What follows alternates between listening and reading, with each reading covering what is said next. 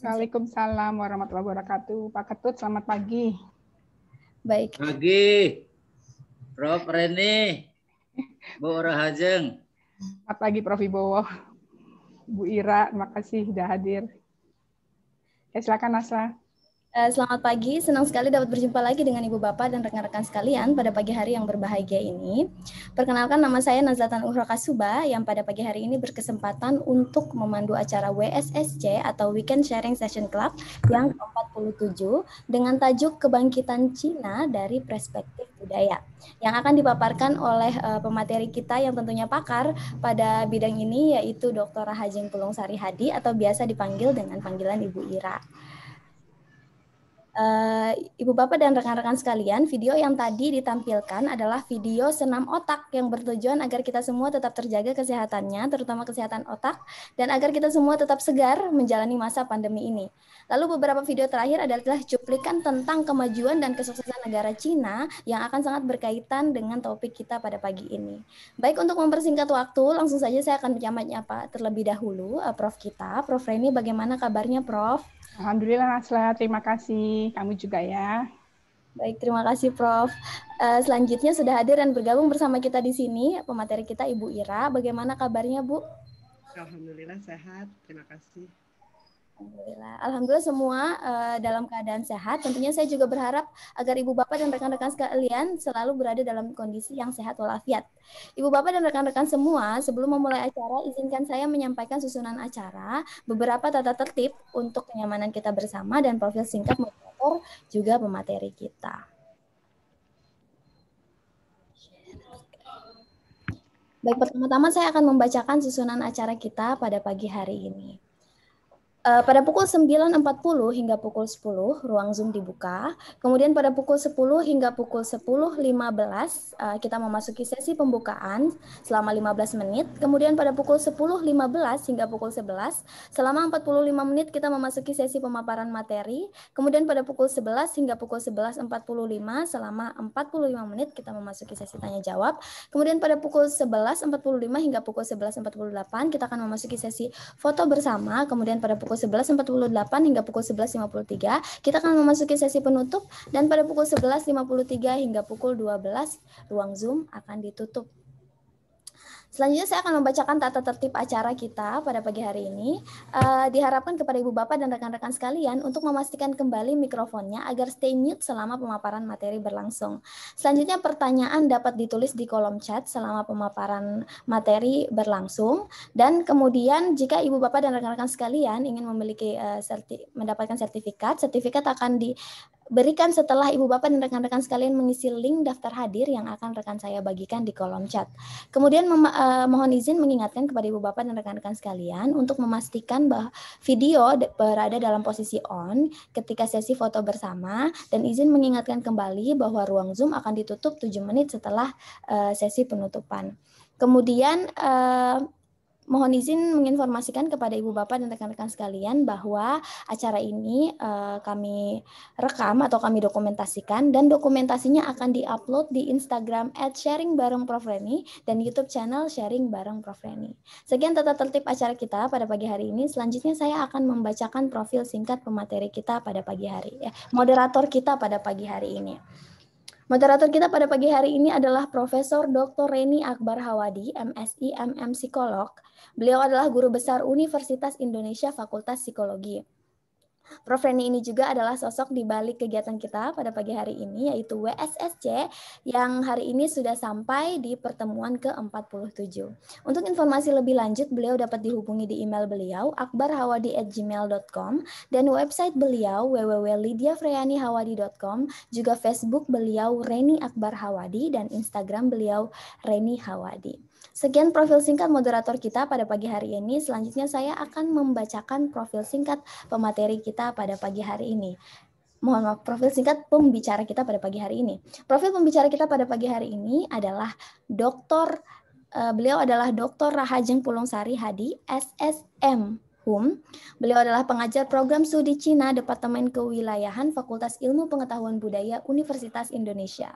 Beliau menempuh pendidikan S1 Fakultas Ilmu Pengetahuan Budaya Universitas Indonesia dan S2 Fakultas Ilmu Pengetahuan Budaya Universitas Indonesia, kemudian S3 Fakultas Ilmu Pengetahuan Budaya Universitas Indonesia. Beliau memiliki beberapa pengalaman, yaitu beliau menjadi ketua program diploma Cina FSUI, kemudian sekretaris Fakultas Ilmu Pengetahuan Budaya Universitas Indonesia pada tahun 2008 hingga 2013, kemudian ketua Departemen Kewilayahan Fakultas Ilmu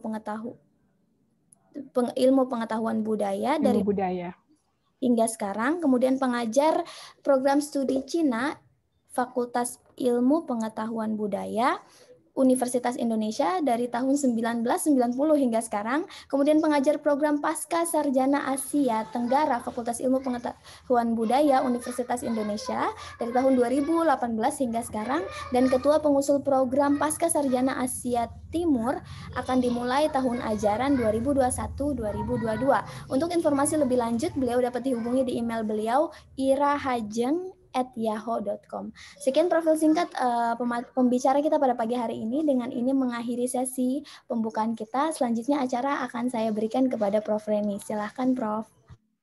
Terima kasih, Naslah. Assalamualaikum warahmatullahi wabarakatuh. Shalom, salam sejahtera, Om Swastiastu, Namo Buddhaya. Selamat pagi, Ibu, Bapak, Saudara, teman sejawat sekalian yang saya hormati. Jumpa lagi dalam acara WSSC yang ke-47 kali ini dengan edisi Sabtu 5 Juni 2021.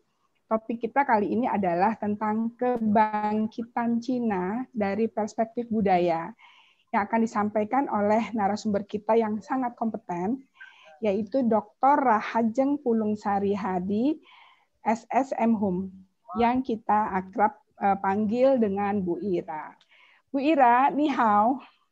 Ni hao, Prof. Reni. Ni hao, wo yan hen hao. Sifan lemah. Oke, pertama-tama saya ucapkan banyak terima kasih pada Bu Ira atas kesediaannya untuk mengisi acara pada pagi hari ini. Jadi sebelum masuk ke substansi yang berat-berat nih Bu Ira, saya ini sangat curious ya. Bu Ira tuh kok milih sastra Cina nih? Kan itu kalau belajar Cina tuh menurut saya ya, kan karakternya, kaligrafinya itu kan susah, belum menghafalnya lagi. Sebenarnya apa sih insight-nya, inspirasinya untuk memilih sastra Cina? Dulu SMA itu di mana gitu? Oh, ya, terima kasih Prof. Reni. Saya SMA-nya di SMA 3, Negeri 3 Setiabudi, Jakarta. Kemudian jurusan saya sebenarnya IPA. Aduh, anak IPA ya masuk sastra, hebat luar biasa. Itu pada saat itu memang pada masa saya masuk itu Cina belum sebesar sekarang ya. Jadi pilihan saya hanya berdasarkan kalau misalnya bahasa itu apa yang kira-kira bisa agak ada seperti ada IPA-IPA-nya lah begitu ya. Artinya harus dipelajari dengan senang tantangan ya. Ya, betul. Akhirnya saya memilih prodi Cina dan kebetulan pada masa itu justru semua yang dari prodi Cina ini berada dalam pengawasan ya karena masih dalam posisi itu dalam posisi yang harus diwaspadai lah pada saat itu di Indonesia. Jadi itu merupakan satu menurut saya justru ini hal yang sangat menarik, yang menantang dan tidak diduga memang beberapa tahun, berapa dekade setelahnya Cina jadi sangat besar. Oh, ya. Jadi menariknya adalah waktu itu kan Cina dalam posisi memang tadi belum berkembang ya. Tahun 70-an masih di bawah Mao Zedong ya. Iya. Jadi pada masa itu memang kalau ya saya bukan di tahun 70-an tapi angkatan 80-an. Jadi pada masa itu di Cina memang belum terbuka sekarang, bahkan karena pada masa itu tahun 1966 sampai 1976 Cina itu terjadi revolusi kebudayaan. Ya, revolusi budaya ya. Jadi justru sangat tertutup dan tidak boleh orang luar masuk. Akan sulit ya orang luar masuk ke Cina, orang Cina juga sulit pergi keluar. Sehingga hal ini yang akhirnya memang tidak diduga setelah beberapa dekade sangat berubah dan sangat terbuka. Baik, pada waktu belajar itu berapa semester Anda bisa fluent ya dalam berbahasa Cina, dan ada nggak pengaruhnya dalam belanja, misal ke Glodok atau apa? Ya, jadi yang paling unik dari belajar, karena di sini kan sinologi ya, jadi bukan hanya bahasa. Bahasa digunakan sebagai alat untuk melihat teks-teks sejarah dalam bahasa. Oleh karena itu memang harus seiring sejalan, kita dari semester 1 sampai selesai itu diberi kosakata yang akhirnya bisa mampu untuk menelaah teks. Nah, pada saat itu mungkin sekitar semester 3 ya, semester 4 mungkin ya sudah agak berani begitu pergi ke Glodok untuk nah, kalau mahasiswa sekarang saya rasa lebih awal lebih berani gitu, karena memang bahan dan materi kuliahnya kan agak berbeda. Dulu kami lebih banyak di teks. Dan sumber-sumbernya karena juga dari YouTube dan sebagainya ya, lebih banyak yang bisa dipelajari. Oh, jadi baru semester 4 ya saat itu ya, anak-anak baru bisa lancar ya berbahasa Mandarin. Nah, ini saya jadi ingat ya, kalau kita belajar bahasa Inggris kan uji kompetensi itu pakai TOEFL ya. Sementara anak-anak yang belajar bahasa Cina ini untuk uji kompetensinya pakai apa ukurannya? Jadi kalau di bahasa Mandarin itu ada yang dinamakan Han Yi Shui Ping Kao Shi atau di tingkat HSK. Jadi itu adalah standarisasi bahasa Mandarin. Jadi hampir sama atau sama dengan TOEFL. Begitu. Oh, HSK ya tadi ya. Nah, sementara anak-anak yang ikut kursus Mandarin, kan di Indonesia itu, saya pada waktu jadi Dirjen PAUDMI ya, pendidikan anak usia dini non formal, dulu itu namanya adalah pendidikan formal dan formal ya. Jadi membereskan bahwa menghimbau semua pemilik kursus itu sekaligus untuk menyertakan peserta kursusnya itu untuk ikut lembaga sertifikasi kompetensi. Jadi mereka mendapatkan sertifikat dari pemerintah.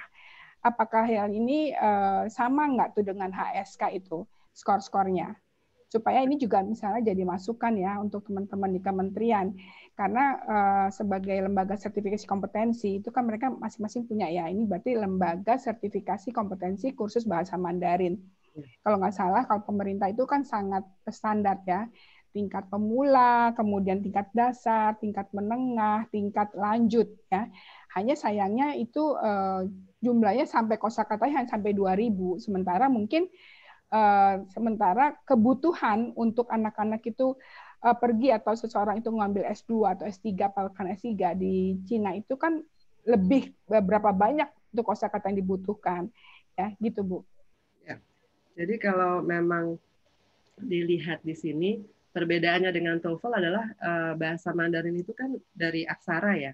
Jadi hurufnya itu kan bukan abjad, bukan alfabet. Ya. Sama mungkin dengan Jepang dan Korea. Tapi bedanya kami tidak ada cara membaca seperti di Jepang mungkin ada hiragana. Katakanlah ya, mungkin Pak Ketut mohon diarahkan. Tapi kalau di Cina itu sendiri ada berapa banyak benda di dunia, ya ada berapa banyak kata. Jadi begitu sulitnya untuk mengatakan ada berapa kata di saat ini. Ada kemajuan-kemajuan, misalnya ada drone, ada istilah-istilah gadget lainnya, tentu saja diciptakan lagi bahasa huruf kata-kata yang baru.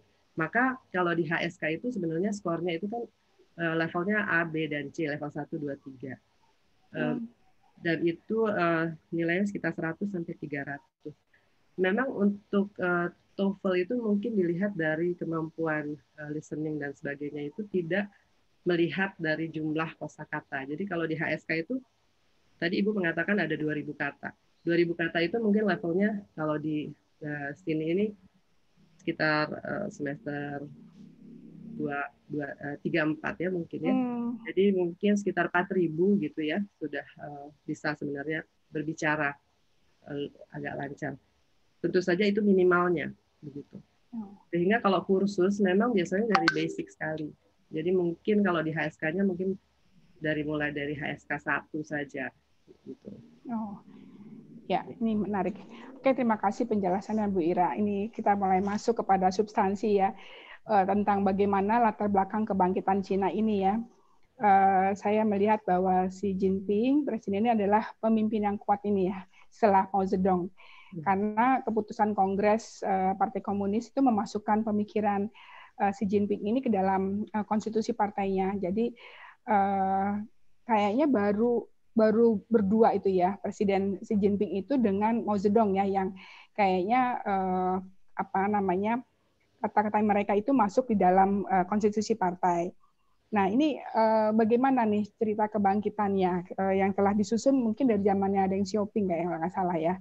Karena pada saat saya ke sana tuh tahun berapa ya, 90-an itu saya di Shanghai itu masih lihat banyak sepeda ya, terus masih pakai pakaian abu-abu gitu, kayaknya belum begitu maju gitu. Iya. Nah, jadi kalau kita lihat di sini harus melihat masa latar belakang sejarahnya ya. Jadi kalau dilihat kenapa Cina bisa sampai maju seperti ini dan dulu tahun 70-an masih begitu sosialis ya. Memang saya mengambil dari revolusi kebudayaan yaitu tahun 66 sampai 76 karena ini yang paling dekat dengan reformasi dan keterbukaan Deng Xiaoping. Jadi pada tahun seperti kita lihat di sejarahnya, dinasti-dinasti itu semuanya kaisar itu dianggap semacam titisan dewa. Gitu. Mereka disebutkan Qianming, jadi mendapat mandat dari langit. Sehingga rakyat Cina sudah dari sejak dahulu kala dengan Konfusianismenya juga, kaisar itu adalah yang paling benar. Rakyat harus patuh karena dia adalah. Nah, ketika Cina dari dinasti menjadi republik, bagaimanapun itu masih ada dalam masyarakat Cina bahwa yang pimpinan itu harus dihormati, harus sangat patuh ya, sama seperti murid dengan guru dan sebagainya. Kemudian ketika tahun 66 sampai 76 di sini kan mau mengadakan revolusi kebudayaan. Apa yang dimaksud dengan revolusi kebudayaan? Mau ingin ketika melihat tradisi itu begitu dipegang oleh masyarakat Cina, mau beranggapan bahwa itu tradisi lama harus dihilangkan. Masyarakat harus mulai belajar tentang sosialisme dan pemikiran Mao yang dia tulis di dalam satu buku merah begitu. Jadi caranya bagaimana pada saat revolusi kebudayaan untuk anak-anak SMP, murid-murid SMP SMA itu harus menjadi pengawal merah disebutnya Hung Weiping. Jadi mereka itu semua harus membantu pemerintah atau penguasa pada saat itu untuk menghancurkan empat lama ya. Jadi kelenteng-kelenteng semua yang berbau Konfusianisme, Buddhisme dan Taoisme harus dihilangkan. Kenapa? Untuk membersihkan pemikiran orang-orang dan memasukkan dengan ideologi Mao begitu. Nah, caranya adalah dengan mereka harus menghafalkan buku-buku Mao dan sebagainya. Nah, 10 tahun ini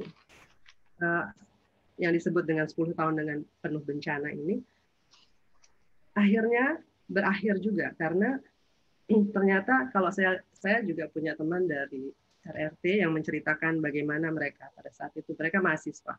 Pada saat itu seluruh mahasiswa harus berhenti sekolah lalu diminta untuk turun ke desa supaya belajar dari para petani dan petani juga transfer pengetahuan. Nah, teman saya itu mengatakan pada saat itu memang mungkin pada saat Prof. Reni ke sana itulah keadaannya, di mana mereka dibagikan kain-kain yang harus sama, ya tidak ada orang yang boleh memakai bahan yang lebih mahal daripada yang dibagikan oleh pemerintah. Jadi semua warnanya biru, ya biru semua, bahannya juga harus sama, tidak ada yang sutra, tidak ada, semua harus sama, dan itu dibagi. Kemudian karena komunisme itu kan komunal ya, orang itu berbagi, semuanya harus sama rasa, sama rata. Itulah yang mau disampaikan oleh Mao. Misalnya mereka harus antri untuk mendapat daging misalnya. Mereka antri dan daging itu misalnya dapatnya hanya 1 atau setengah kilo. Mau di rumah ada 4 orang, mau di rumah ada 7 orang, dibagi si daging itu. Jadi begitu sesuatu yang mungkin tidak terpikirkan oleh kita. Bagaimana mereka mengatakan, ya, kenalan saya itu mengatakan, mereka juga harus memeras. Kalau ingin sedikit lebih enak, akhirnya daging itu harus diambil sarinya, diambil minyaknya supaya lebih enak, baru digoreng bersama-sama lalu dibagi. Sehingga situasi-situasi ini kan akhirnya menjadi bagaimana ya di suasana masyarakat Cina pada saat itu harus patuh, ya, kalau tidak akan ada konsekuensi yang cukup berat. Mereka menjalankan itu, menjadikan itu sebagai satu budaya mereka pada saat itu. Itulah kehidupan yang harus dilalui. Nah, kenapa akhirnya pada tahun 1976 Mao Zedong wafat, dan tentu saja sudah ada dinamika di sana di dalam politiknya. Kemudian muncul Deng Xiaoping. Ketika setelah Mao wafat 76 tahun 78, Deng Xiaoping mencanangkan yang dinamakan Kaige Kaifang. Kaige Kaifang itu adalah pembaruan dan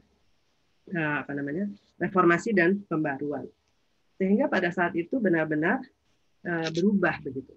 Deng mengatakan bahwa sekarang tidak bisa lagi kesengsaraan yang selama 10 tahun itu dilanjutkan.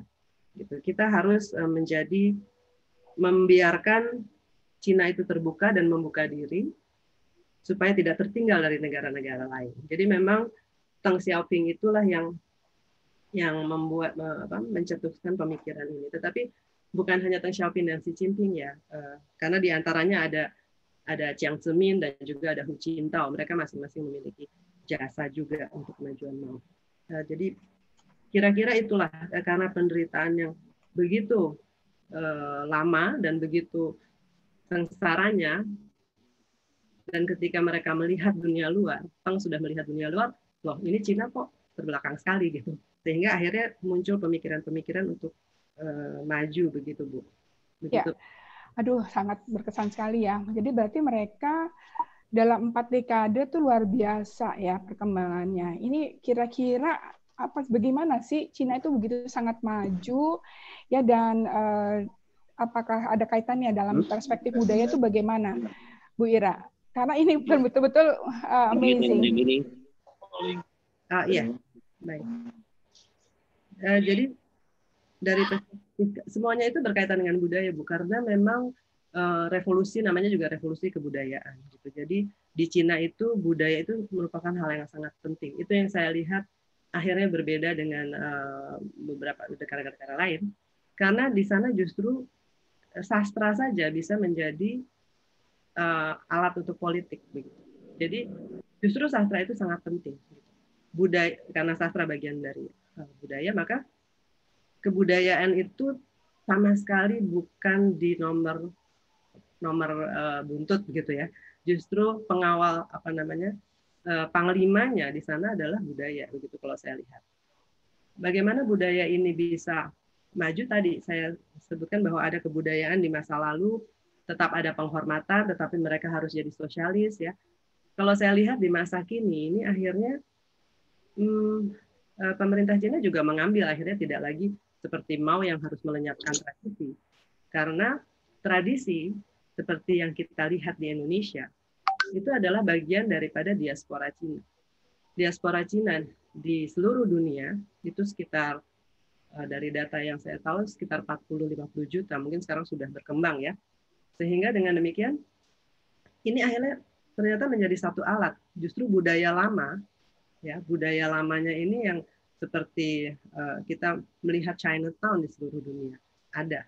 Itu adalah justru kekuatan budaya Cina untuk menguatkan pengaruhnya. Jadi dari perspektif budaya, kebangkitannya ini memang betul-betul tidak lepas dari apa yang dinamakan budaya itu sendiri. Budaya ini bukan hanya kesenian gitu ya, Bu. Jadi nilai-nilai yang mereka coba sebarkan ke seluruh dunia juga. Terus saya melihat ya, tadi kan disebutkan bahwa dari sejarah dinasti-dinasti Cina yang berkuasa itu ya, dan ini turun-temurun dan kemudian diadopsi ya. Mungkin pada peralihan ke menjadi republik itu membuat mereka melihat bahwa ini harus satu nih, nggak bisa terlalu banyak partai kan. Nah sekarang akhirnya kan ketua partai komunis juga sama dengan jadi presidennya ya. Itu ada dua, jadi di situ ya betul, jadi sama. Jadi PKC dan pemimpin Cina itu adalah sama sebenarnya. Iya kan, dengan satu itu kan jadi berarti semakin kuat, dan ini karena mereka sudah secara psikologis itu dari dulu patuh pada pimpinan, dan ini akan mudah gitu menghandlenya ya, karena kalau kita lihat kan Cina ini penduduknya luar biasa besar ya.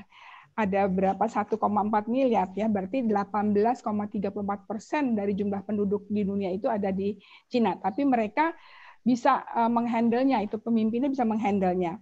Nah ini dengan kembalinya Konfusianisme di dalam diambil ya tradisi itu, ini juga makin membuat lebih mudah. Apakah begitu ya Bu Ira ya?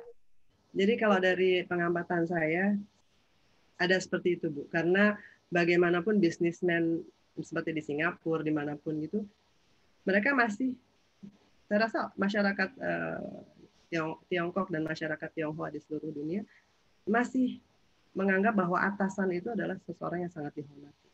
Itu baru dalam dari perusahaan misalnya, apalagi rakyat terhadap pimpinannya. Jadi secara psikologis bisa dikatakan itu sudah masuk mendarah daging di dalam orang per orang di sana.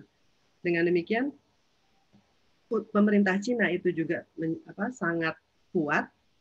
Dia tahu juga seperti itu situasinya, dan sudah ditunjukkan, kalau boleh saya memberi contoh, pada saat Tiananmen, peristiwa Tiananmen itu tahun 1989, itu ada satu peristiwa besar, yaitu demonstrasi mahasiswa.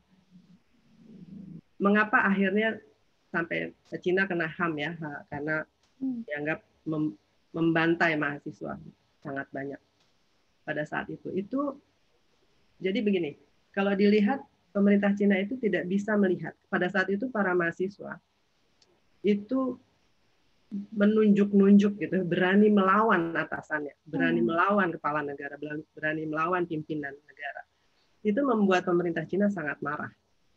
Nah, jadi pembantaian atau pembunuhan banyak mahasiswa pada saat itu justru menjadi, untuk rakyat, untuk masyarakat Cina sendiri, justru menjadi tahu bahwa kalau mereka sedikit saja membicarakan yang buruk atau tidak sesuai dengan amanat partai, mereka akan bisa habis juga. Begitu. Jadi sudah ada polanya begitu Bu. Jadi masyarakat Cina secara psikologis sudah tahu bahwa pimpinan itu adalah yang harus diikuti, dan pimpinan juga menjanjikan seperti bapak dan seperti orang tua, saya nanti akan bahagiakan kamu, tapi kamu menurut ya pada saya. Ya itu saya nggak belajar budaya Cina, meskipun saya anak budaya ya. Artinya nggak mendalami itu. Jadi kalau kita bandingkan dengan Indonesia kan Bhinneka Tunggal Ika nih ya, kita banyak sekali etnisnya. Apakah di Cina juga banyak etnis sehingga kok mereka dengan mudah bisa bersatu, itu gimana ya? Oh ya. Nah itu dulu ada, kalau dari persatuan itu ada yang dinamakan Qin Shi Huangdi, itu pada zaman dinasti dulu. Jadi sudah sejak awalnya persatuan Cina itu dengan dibentuknya tembok besar itu sudah jadi kebiasaan bahwa orang luar dari Cina itu selalu dianggap oleh Cina sendiri itu selalu mengganggu. Gitu. Oleh karena itu, bahkan pada masa lalu mereka menganggap atau menyebut orang-orang luar dari Cina itu bangsa barbar. Jadi siapapun itu bangsa barbar. Jadi sejak pada masa era dinasti sudah terbiasa, mereka harus, bahkan anak laki-laki di satu keluarga kalau sudah ada laki-lakinya harus pergi ke perbatasan, mereka harus menjaga negara. Itu sudah dari dulu. Sehingga kalau misalnya ada serangan dari luar atau apa, itu dianggap sangat akan bisa mengganggu stabilitas negara. Jadi seperti itu Bu. Iya, menarik ya. Jadi bagaimana kuatnya paternalistik ya di Cina itu ya. Jadi penghormatan pada negara, pada yang lebih tua, pada orang tua, dan memang di sini saya lihat, nah ini kembali kepada nggak tahu bisa masuk apa enggak.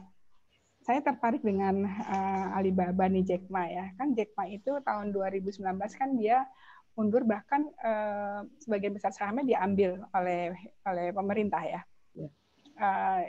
Itu bagaimana pandangannya Bu Ira? Ya, jadi sebenarnya bukan tidak boleh ya. Bagaimanapun pemerintah Cina itu adalah yang terbesar.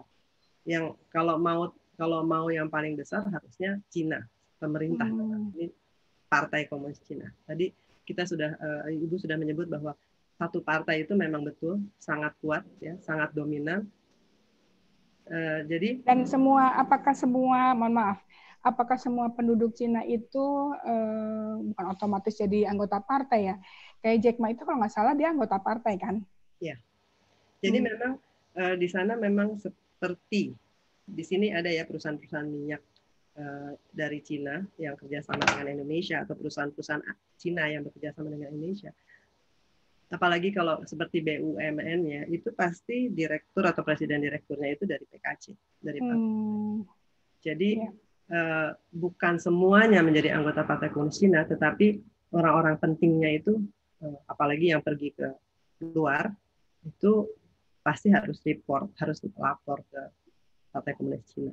Ya, saya tertarik tadi yang dibilang bahwa orang Cina ini kan sangat patuh ya, dan mereka memprotek negaranya gitu ya. Waktu itu secara fisik kan melalui Great Wall itu tadi ya, dengan membuat dinding itu, tembok Cina ya. Nah, saya jadi ingat bahwa di sana kayaknya nggak ada versi lain ya, nggak ada Facebook gitu kan, Twitter ya, atau medsos, tapi adanya medsos ala Cina gitu ya. Betul nggak gitu? Betul. Jadi salah satu cara untuk proteksi di masa sekarang, Cina sudah melihat bahwa derasnya arus globalisasi ini harus ditahan. Tapi pemimpinnya pernah mengatakan, ada satu ungkapan yang mengatakan dunia boleh datang ke Cina, tapi Cina juga akan berjalan ke arah dunia. Jadi ini sudah jadi prinsip. Kalau globalisasi masuk, kita pun harus berjalan ke arah dunia. Dunia boleh masuk ke kita. Jadi kita sama-sama. Gitu. Lalu caranya memproteksi bagaimana? Memproteksi aliran derasnya arus globalisasi. Salah satunya mereka mengerti bahwa media itu satu alat yang sangat berbahaya seandainya banyak sekali info-info bocor keluar, atau banyak hal-hal yang tidak seharusnya masuk ke Cina. Jadi mereka tidak mau ya menggunakan seperti Facebook atau yang lain. Mereka punya satu sendiri gitu namanya. Susah buat kita untuk WhatsApp bisa, tapi harus pakai satu sistem lain begitu.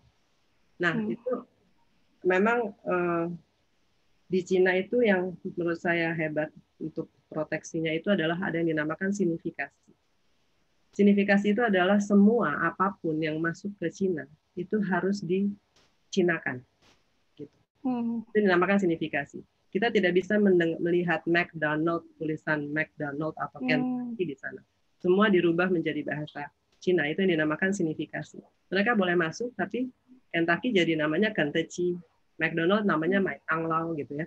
Bahkan kalau kita seorang Indonesia atau orang asing manapun masuk ke sana sekolah seperti saya dulu, saya harus punya nama Cina.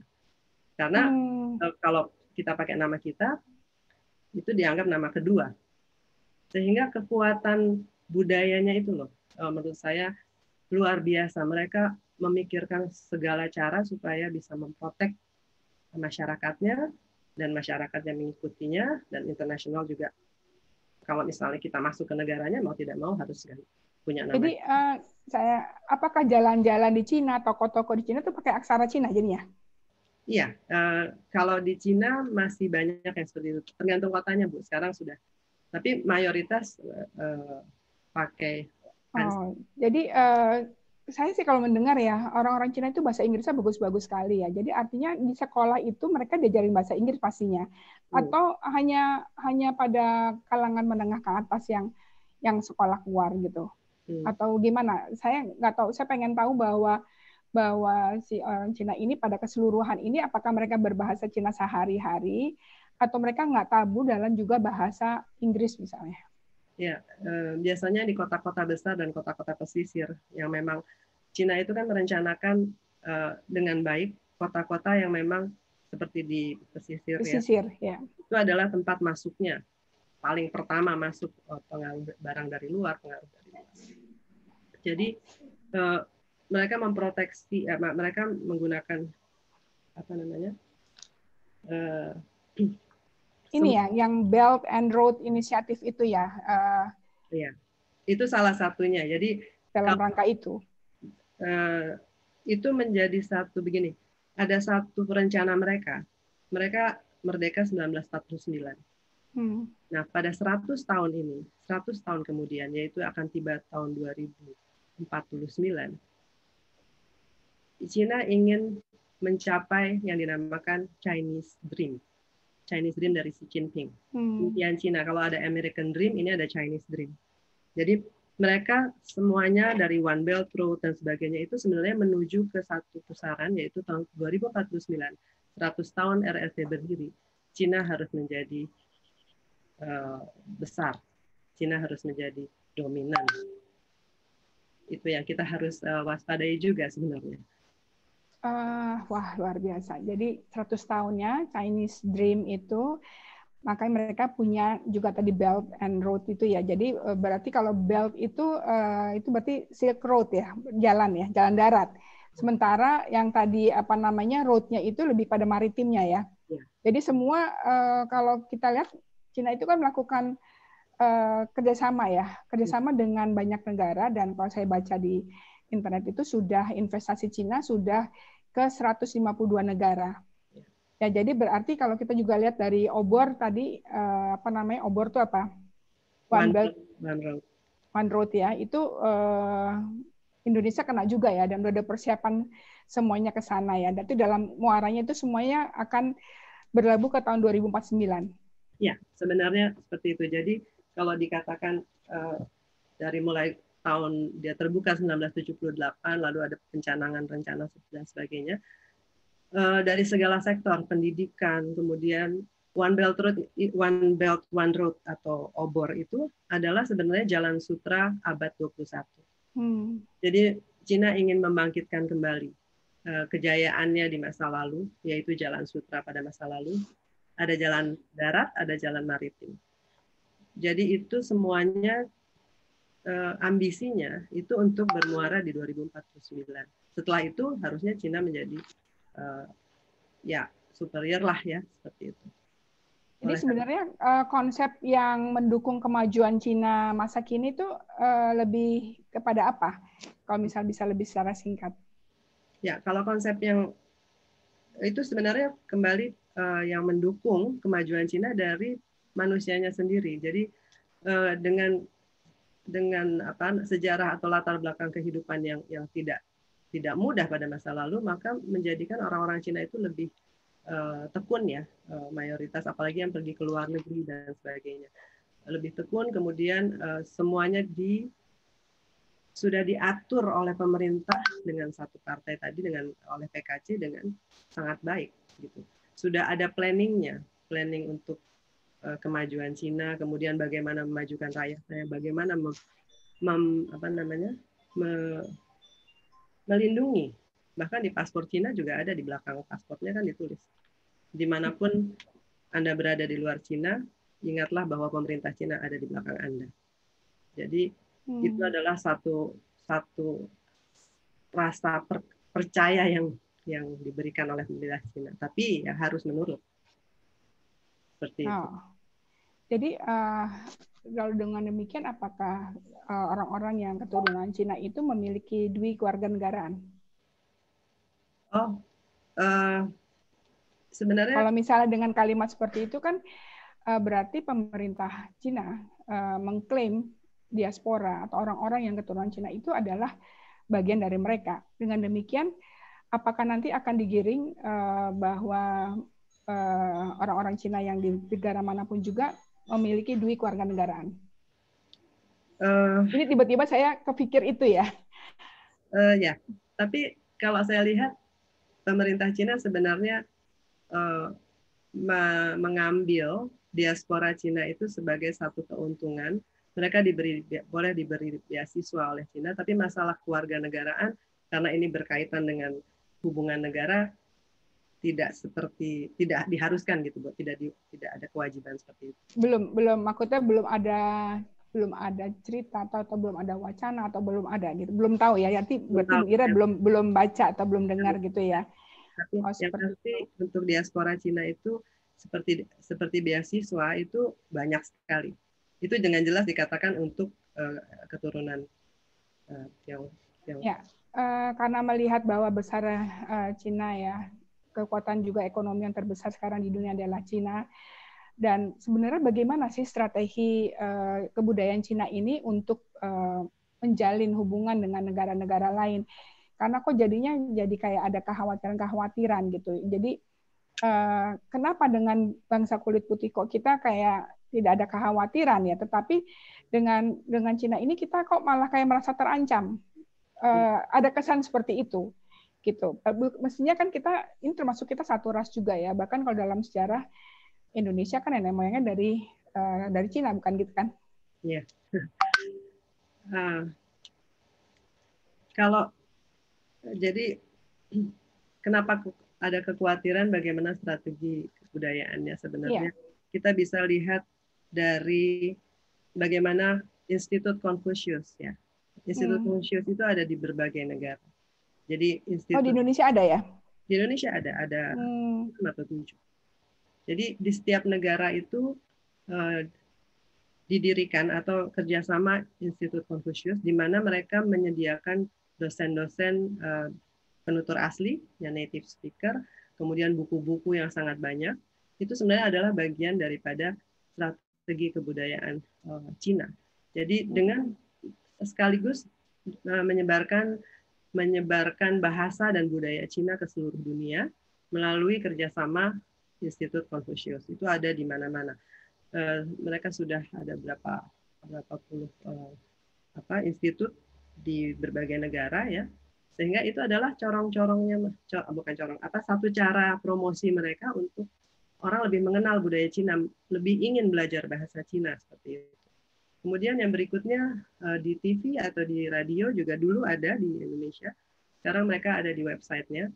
Ada kerjasama radio yaitu China Radio International, di mana di dalam acaranya itu justru orang-orang Cina yang bisa berbahasa Indonesia dengan lancar bercerita tentang negaranya. Itu adalah bagian dari strategi kebudayaannya, bagaimana supaya orang mengenal Cina, bukan hanya sekedar mencari sendiri, tapi mereka menyediakan berbagai. Jadi proaktif ya. Proaktif. Jadi dengan adanya Institut Confucius ini, kemudian dengan radio yang mereka juga bisa berbahasa Indonesia ya. Dan juga kalau saya nggak salah itu mereka juga kerjasama dengan pesantren-pesantren ya, memberikan native speaker mereka ke pesantren-pesantren dan memberikan beasiswa untuk orang pesantren sejak tahun 2017. Sehingga banyak sekarang sudah orang-orang pesantren itu ada di bagian mana ya di Tiongkok itu yang Muslim, kebanyakan Muslim. Ya. Di China itu ada seperti di Xinjiang, ada di Uyghur, itu kan memang banyak sekali. Itu pun mereka masukkan loh dalam siaran radionya. Jadi saya juga kebetulan meneliti soal itu. Jadi mereka membuat satu topik-topik tentang Xinjiang, kemudian diperlihatkan bagaimana di sana itu orang aman, tidak perlu takut makan babi. Ya, di sana ada makanannya semuanya sapi, ada masjidnya, ada azannya juga. Jadi di dalam radio itu kita bisa melihat bagaimana Cina sebenarnya begitu khusus ketika dia menyiarkan di Indonesia, maka pendekatan keislamannya juga masuk. Gitu. Jadi dia pemerintah Tiongkok sendiri, Cina sendiri dengan toleransi terhadap agama Islam itu bagaimana? Jadi kalau dalam peraturannya itu kan memang warga negara Cina itu tidak beragama, tapi mereka tetap ada orang-orang yang beragama Islam dan sebagainya itu ya menjadi satu bagian saja begitu dari negaranya. Toleransinya ya kita bisa lihat kalau dari yang dipromosikan sih luar biasa begitu. Semua Ya, itu. berarti kan ada masjid juga, ada gereja juga, karena nggak sedikit kan yang beragama Nasrani Ya. juga seperti itu.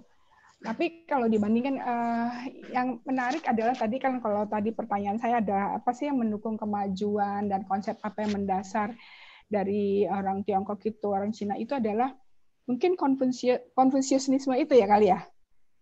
Ya, Ya karena walaupun mereka beragama Kristen, Nasrani maupun Islam, tapi itu masih mendarah daging kan dalam kehidupan mereka. Itu kan itu budaya kan. Iya. Jadi kalau dikembalikan lagi, walaupun tadinya mereka tidak pemerintah Cina tidak seakan-akan sekarang ini berbeda gitu, tidak tradisional lagi, tapi sekarang kembali lagi bagaimanapun itu sudah ada di dalam budaya mereka. Bagaimana ada yang dinamakan hormat, bagaimana sikap orang, karena Konfusianisme itu kan banyak berbicara soal moral. Bahkan ketika negaranya hancur atau terjadi kekacauan di negaranya pada masa lalu, itu rakyatnya bisa sangat sedih begitu. Artinya memang dianggap melenceng ya. Zamannya Mao itu dianggap melenceng karena Konfusius itu nggak diakui gitu ya. Karena tradisi lama dibongkar itu bagaimana? Ya, tidak secara, karena bagaimanapun Mao adalah tokoh yang sangat besar di sana. Jadi itu adalah satu hal yang mungkin tidak ingin dibicarakan secara terbuka begitu ya, di dalamnya sendiri, bahwa itu adalah pengalaman yang mungkin kurang menyenangkan. Tetapi akhirnya mereka memang tidak bisa tidak, budayanya adalah budaya Konfusianisme itu sudah sangat mendarah daging. Ya, baik. Ini pertanyaan saya yang terakhir ya. Oh, nggak ada dua lagi nih. Sebenarnya bagaimana pengaruh budaya Cina itu di Indonesia? Ya, pengaruh budaya Cina di Indonesia sama dengan bersamaan dengan datangnya beberapa gelombang orang-orang Tiongkok di Indonesia. Itu kan masuknya dulu, kalau yang sangat terkenal di sini adalah Cheng He ya, atau Cheng Ho kalau di sini dinamakan. Cheng He itu pada masa dinasti Ming ya, di sananya. Di sini ada kerajaan Majapahit juga yang besar. Itu yang Kubilai Khan bukan sih? Saya sebetulnya baru nonton film Marco Polo dari Netflix, jadinya tiba-tiba maka saya tertarik dengan budaya Cina. Iya, jadi memang pada saat itu Cheng He membawa sekian puluh, 64 kalau tidak salah, beberapa armada kapal. Ya, termasuk Indonesia dilewati. Tetapi tentu saja seluruh armadanya itu tidak berhenti di satu tempat. Dia pasti berhenti di pesisir-pesisir. Oleh karena itu, karena banyaknya armada yang datang, seperti di Tuban, di Gresik, ya, di Pekalongan, itu kan kita bisa lihat ada pengaruh. Batik ya? Iya, batik itu kalau dilihat di mana di Indonesia, kalau dilihat di dalam desain batiknya ada burung hong, ada naga, ada phoenix, itu pengaruh dari Cina. Kemudian batik lasem ya. Ya, lalu warna-warna cerah. Kalau iya. Kita kan tadinya. Tapi Betawi juga ya. Betawi kan banyak. Betawi sangat kuat. Cinanya ya. Iya. Jadi upacara pernikahannya saja sangat banyak miripnya. Nah, itu seperti kalau kita lihat cap gomeh. Lontong cap gomeh. Itu enak tuh. Lontong cap gomeh itu sukaan saya. Iya, Bu. Namanya lontong tapi belakangnya cap gomeh. Ya, cap gomeh itu kan hari ke-15 perayaan Imlek. Jadi di situ terlihat sekali lontong cap gomeh itu satu. Kalau dilihat namanya saja, lalu kita lihat itu makanan untuk cap gomeh aja sebenarnya. Sebenarnya mereka kayak ketupat ya di Lebaran, nggak gitu ya? Iya, tapi di Indonesia, Bu, karena di sana. Iya. Jadi kenapa seperti itu? Kalau akulturasi ya? Akulturasi karena mereka di sini tidak ada makanan pada awalnya, tapi mereka harus merayakan cap gomeh. Lalu melihat bahwa orang-orang di Indonesia kebanyakan kalau ada perayaan besar itu kan makan lontong, gitu, makan lontong. Dan soto ya, soto juga ya? Iya, lontong dan soto yang lengkap. Akhirnya mereka memakai itu sebagai akulturasi. Oh iya, bakso itu dari Cina tuh gimana ceritanya sih? Jadi jadi pada suka loh orang Indonesia tuh dengan bakso. Tapi bakso Indonesia tidak bisa ketemu, Bu, di sana lain. Jadi kita juga khas itu. Tapi namanya bakso juga? Oh enggak, di sana namanya Raoyuan ya. Jadi baksonya juga berbeda sebenarnya. Kalau dilihat di sini Indonesia justru lebih khas gitu. Kita lebih ada campuran Asia Tenggaranya ya Bu, ada Malaysia. Dan kalau dilihat di Asia Tenggara pun pengaruh dari diaspora Cina itu sangat besar. Jadi itu salah satu bakso gitu ya. Kemudian mie ya, mie-nya kan juga macam-macam. Ya, bihun ya. Ya. Kue. Wah, ini jadi lapar nih pas siang-siang gini. Oh, jadi itu pengaruh budaya Cina di Indonesia dari segi kulinernya ya. Iya. Dari hal lainnya kira-kira apa, Bu? Kalau dilihat dari lainnya ya, kita sekarang sejak Imlek itu masuk dalam kalender libur nasional, itu menjadi satu, tidak hanya untuk orang Tionghoa, tetapi orang dimanapun tahu untuk merayakan Imlek. Bahkan pergi ke Singkawang ya, menjadi satu sarana turis. Oh iya tuh, saya pernah ke Singkawang. Apa sih yang pakai kayak nusuk-nusuk itu tuh apa namanya? Ya, itu Bu. Saya lihat seperti itu. Itu budaya ya sana ya? Ya, jadi itu bawaan juga dari sana. Jadi pengaruhnya seperti itu. Maksud saya dari dulu sampai sekarang sebenarnya itu masih sama. Kalau dilihat dari budaya populer, Cina masih kalah dengan Korea ya. Sekarang kan Korea sedang sangat maju. Tapi kalau budaya tradisionalnya itu saya lihat masih akan terus dan akan panjang. Ya. Saya sebenarnya nggak masalah ya dengan masalah aku tadi dengan ya bahasa apapun gitu ya. Cuman saya pernah ya waktu saya jadi dirjen itu ke sekolah ya, di salah satu sekolah swasta yang kayaknya hanya orang-orang yang beruang aja di sana ya. Saya datang itu anak-anak usia dininya nggak bisa loh ngomong Indonesia. Mereka hanya bisa bahasa Mandarin dan bahasa Inggris gitu. Itu buat saya sedih sekali loh. Sedih banget. Karena ada di Jakarta, sampai mau nangis. Ada di Jakarta tapi mereka nggak bisa sama sekali, nggak ngerti. Saya minta nyanyi sama-sama ya lagu Indonesia, itu nggak bisa sama sekali. Lagu anak-anak, ya itu yang biasa saya nyanyikan kalau misal saya datang ke TK-TK gitu. Nah ini saya sih berharap bahwa apapun ya, kalau menurut saya ya kalau misalnya tinggal di Indonesia atau di mana di Indonesia ya, anak-anak itu ya diajarkan juga lah dengan apa namanya dengan Indonesianya gitu. Jadi jangan melupakan juga, walaupun mereka nggak melupakan apa namanya mereka sebagai orang Tionghoa gitu ya. Nah itu kali ya. Terus kemudian saya tuh juga melihat sebagai psikolog ya, ciri-ciri kepribadian apa sih yang membuat mereka tuh wah gila ya. Kita kan mereka bedanya cuma 4 tahun nih merdekanya dengan kita, benar nggak Bu Ira? Ya, mereka tahun 49 tadi kan disebutkan, kita kan tahun 45. Tapi mereka udah melesat jauh gitu. Ya tadi ada teasernya tadi dari Nasla ya ke bagaimana high-tech-nya gitu maju sekali ya.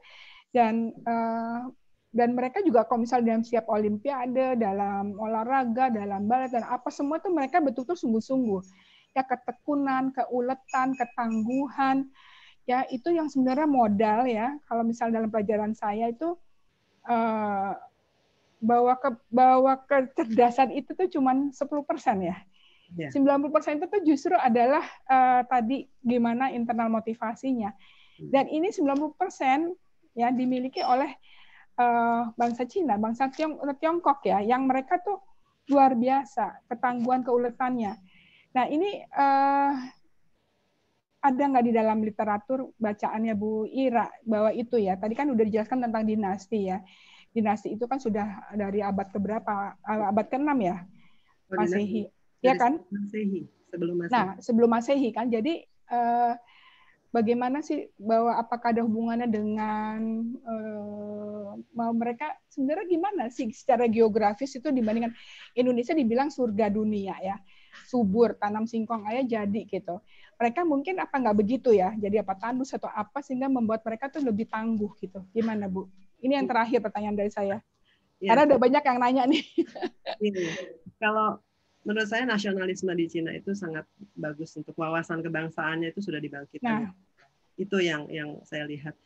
Dan pemerintahnya memang konsisten gitu. Pemerintahnya dengan aturannya. Mengenai pribadinya atau bagaimana karakteristik orang Cina itu memang dari sejak awal selalu harus banyak tantangan yang mereka harus hadapi. Dan itu membuat lebih survive gitu. Tapi kalau dibandingkan dengan di Indonesia, tadi saya juga sangat prihatin seandainya anak-anak tidak bisa justru bahasa Indonesia. Itu kan salah satu bagian dari aturan. Seandainya memang kita jadi harus wajib di sekolah manapun, itu Indonesianya dulu. Kita lebih banyak akibatnya dari sini. Akhirnya lebih mencintai produk-produk luar negeri dibandingkan produk sendiri. Iya. Nah, itu bagaimana supaya kita bisa mencintai produk sendiri? Tentu saja harus ada dikemas dengan baik, gitu. Harus mengikuti apa yang ada pada saat ini, tren seperti apa, mahasiswa atau anak-anak dari kecil harus dilatih dengan apa, bukan menonton budaya-budaya asing. Ya sekarang sudah mereka menyanyi lagu-lagu anak-anak saja sudah berhenti pada zaman dulu, Bu, kalau saya lihat. Iya. Masih dipotong bebek angsa, masih di situ, tapi tidak ada lagu anak-anak yang akhirnya bisa pada yang baru yang bisa terus gitu. Jadi satu, wawasan kebangsaannya sudah kuat dan pemerintahnya juga sangat kuat di sana. Kemudian karakteristiknya sudah biasa dengan challenge, tantangan, walaupun tidak bisa dipungkiri bahwa orang-orang Cina sekarang juga tidak semuanya, Bu, tidak semuanya siap. Jadi banyak juga culture shock sebenarnya di sana juga. Di dalamnya sendiri juga masih banyak juga orang-orang yang seperti itu. Tapi karena secara keseluruhan dan pemerintahnya mengaturnya dengan sangat baik dengan perencanaan yang begitu. Jadi kalau di sini, kalau di beberapa negara mungkin pemimpin ganti, peraturan berganti gitu, Bu. Nah di sana itu kan tidak. Karena partainya satu, itu terus gitu. Jadi kekuatannya di situ ya? Iya. Mereka sudah tahu di ujungnya itu akan apa. Akan jadi superior misalnya di dunia. Lalu di bidang budayanya bagaimana caranya? Saya melihatnya rapi sekali. Jadi untuk pendidikan, kalau boleh saya share di sana juga, untuk pendidikan seperti universitas di sana, itu ketika dilihat pada masa setelah reformasi, melihat hasil yang terakhir, oh ini guru-guru itu sangat rendah gajinya. Kemudian tempat tinggal mereka sangat tidak layak. Dana tidak ada. Bagaimana caranya untuk solusi? Nah, yang dilakukan antara lain adalah merge beberapa universitas. Jadi misalnya di satu lokasi ada beberapa universitas, mereka merge, lalu bidangnya apa yang dituju? Science. Dan itu nggak ada keributan ya, mereka mau aja di merge gitu ya, digabung-gabung gitu mau aja ya. Karena memang dari tadi kepatuhan tadi ya. Jadi, karena mereka tahu ini gunanya untuk apa, untuk kebaikan. Akhirnya di merge, kemudian, nah itu kenapa mereka sangat maju, karena teknik science dan teknologi itu didukung sangat kuat. Jadi mayoritas anak-anak masuk ke sana, masuk ke bidang itu, lalu akhirnya mereka sudah mendapat tempat untuk bekerja di pabrik-pabrik, di perusahaan-perusahaan yang memang teknologi seperti itu. Tapi dalam bidang sains, dalam bidang arts ya. Jadi kalau misalnya kita juga kagum juga ya, pianis mereka kan luar biasa, balerina mereka juga ya, dalam segala hal. Artinya kalau saya melihat bahwa bakat-bakat mereka tuh udah optimal karena keuletan mereka, ketangguhannya gitu. Ya, saya kalau ngomong tentang wawasan kebangsaan, saya udah nggak bisa ngomong apa-apa ini. Jadi kita, misalnya ada istilah ya, bukan misalnya, tapi memang ada istilah, kan belajarlah sampai ke negeri Cina ya. Itu kan sudah lama ya, kita udah mengenal itu. Saya pikir benar juga ya. Benar juga ini kalau misalnya dengan melihat Cina seperti saat ini gitu. Cuman bagaimana menghilangkan kekhawatiran atau apa segala itu, saya pikir itu perlu pembicaraan hal yang lain supaya kita bisa belajar juga hal-hal yang baik, yang positif dari bangsa Cina. Baik Bu Ira, ini terima kasih. Ini ada pertanyaan banyak nih dari teman-teman. Oh iya, baik. Ya, Pak Darmoko, saya salam kenal ini Pak Darmoko. Halo Pak Darmoko. Topik kebangkitan Cina dari perspektif budaya dalam Weekend Sharing Session Club ini sangat menarik. Istilah Cina yang mengacu pada bangsa negara Cina memang sudah mengglobal. Artinya orang manapun, dari bangsa negara manapun mengenal dan mengetahui bahwa istilah Cina menunjuk pada negara bangsa Cina. Lalu ada istilah Tiongkok yang muncul secara politis dari persepsi yang berbeda. Ada kurang lebih dasawarsa terakhir ini. Misal Laut Cina Selatan jadi Laut Tiongkok Selatan dan sebagainya. Ditambah lagi adanya istilah Tionghoa. Nah, sebagai awam, kiranya saya perlu pencerahan mengenai hal ini. Silakan Bu Ira, terima kasih. Baik. Terima kasih Pak Darmoko pertanyaannya. Jadi memang ini selalu masih saja di mana-mana masih menjadi satu permasalahan. Jadi secara diplomatis memang, jadi kalau untuk muncul di televisi, hubungan dengan negara, itu diminta diganti menjadi Tiongkok. Kenapa? Karena dulu sempat ada apa namanya pendapat dari masyarakat Tiongkok atau masyarakat Cina sendiri, penyebutan Cina itu ada konotasi menghina, begitu. Oleh karena itu, untuk meredakan permasalahan ini, diambil keputusan untuk hal-hal yang bersifat resmi dirubah menjadi Tiongkok. Sebenarnya seperti di program studi Cina di UI kita masih pakai Cina karena menurut kita Cina itu tidak ada konotasi penghinaan atau apa, memang namanya Cina gitu. Kita tahu juga dari sejarahnya ya. Jadi dari Cina kemudian apa sudah banyak teman-teman di prodi yang menjelaskan soal itu. Oleh karena itu, ketika kita melihat ada dua istilah Laut Cina Selatan, ya, ketika tidak ada konotasi apapun ya sebenarnya Laut Cina Selatan tidak apa-apa gitu kan. Tapi untuk yang resminya disebut Tiongkok. Jadi seperti misalnya kita ingin menuliskan dengan yang mungkin akan dibaca secara resmi, secara formal, maka gunakan istilah Tiongkok. Ya, ini kadang-kadang lucu ya, Bu Ira ya. Waktu saya masih kecil tuh kan istilah Tiongkok, Tionghoa tuh emang udah ada ya. Iya. Terus berubah menjadi Cina. Terus sekarang balik lagi gitu. Terus kenapa kita juga nggak bisa bebas ngomong kamu orang Cina gitu ya, tapi Chinese gitu. Jadi kalau ngomong Chinese itu seolah-olah lebih baik daripada ngomong Cina gitu. Padahal kenapa sih kita nggak nganggap Cina itu setara, misalnya kamu orang Sunda, kamu orang Jawa, kamu orang Batak gitu kan. Kenapa? Ini ada apa sebenarnya di kepala kita? Ini mungkin bukan Bu Ira yang harus jawab apa bagaimana. Iya, itu sebenarnya psikologis ya Bu, justru yang lebih pakar di sini. Tapi di situ ada memori kolektif dari collective unconsciousness kalau menurut Jung. Iya. Itu nggak tahu ada memori apa yang zaman dulu yang membuat orang Indonesia tuh kayaknya trauma gitu. Ya, betul. Itu kita tapi nggak ngomong di sini ya, tapi itu saya pikir agak menarik ini kalau perubahan itu. Apa udah kejawab belum Pak Darmoko ini kira-kira Bu Ira? Iya, mungkin sudah ya Pak Darmoko ya. Jadi memang ada dua istilah untuk awam mungkin diikuti saja karena sebenarnya sama yang dimaksud dengan Cina maupun Tiongkok. Ya. Mana yang enak aja gitu ya? Iya, sebenarnya seperti itu. Nah, ini ada Pak Surya, Pak Darmoko mudah-mudahan udah kejawab ya. Nah, ini berikutnya Pak Suryadi Basuki nih Bu Ira. Menurut standar Human Development Index ya, Indeks Pembangunan Manusia dan juga GDP, Cina masih di bawah Malaysia. Jadi belum bisa disebut negara maju. Saya nggak baca nih HDI-nya berapa. Kesenjangan dalam hal apa saja yang terjadi di Cina dan agak disembunyikan oleh pemerintah Cina. Nah, kita harus tahu dulu ini indikator dari HDI itu apa? Pendidikan, kesehatan, apalagi ya? Pak Basuki bisa bicara? Pak Suryadi, silakan. Pak Suryadi. Pak Suryadi ini saya kenal dari Fakultas Ekonomi ini, Bu. Oh, ini ada matur nuwun Lausi. beliau ini apa? Pak Suryadi, HDI apa saja Pak ininya, indeksnya? Bisa dilihat sih sebenarnya. Jadi nggak kira-kira dan disembunyikan nggak? Kok justru malah di bawah Malaysia ya?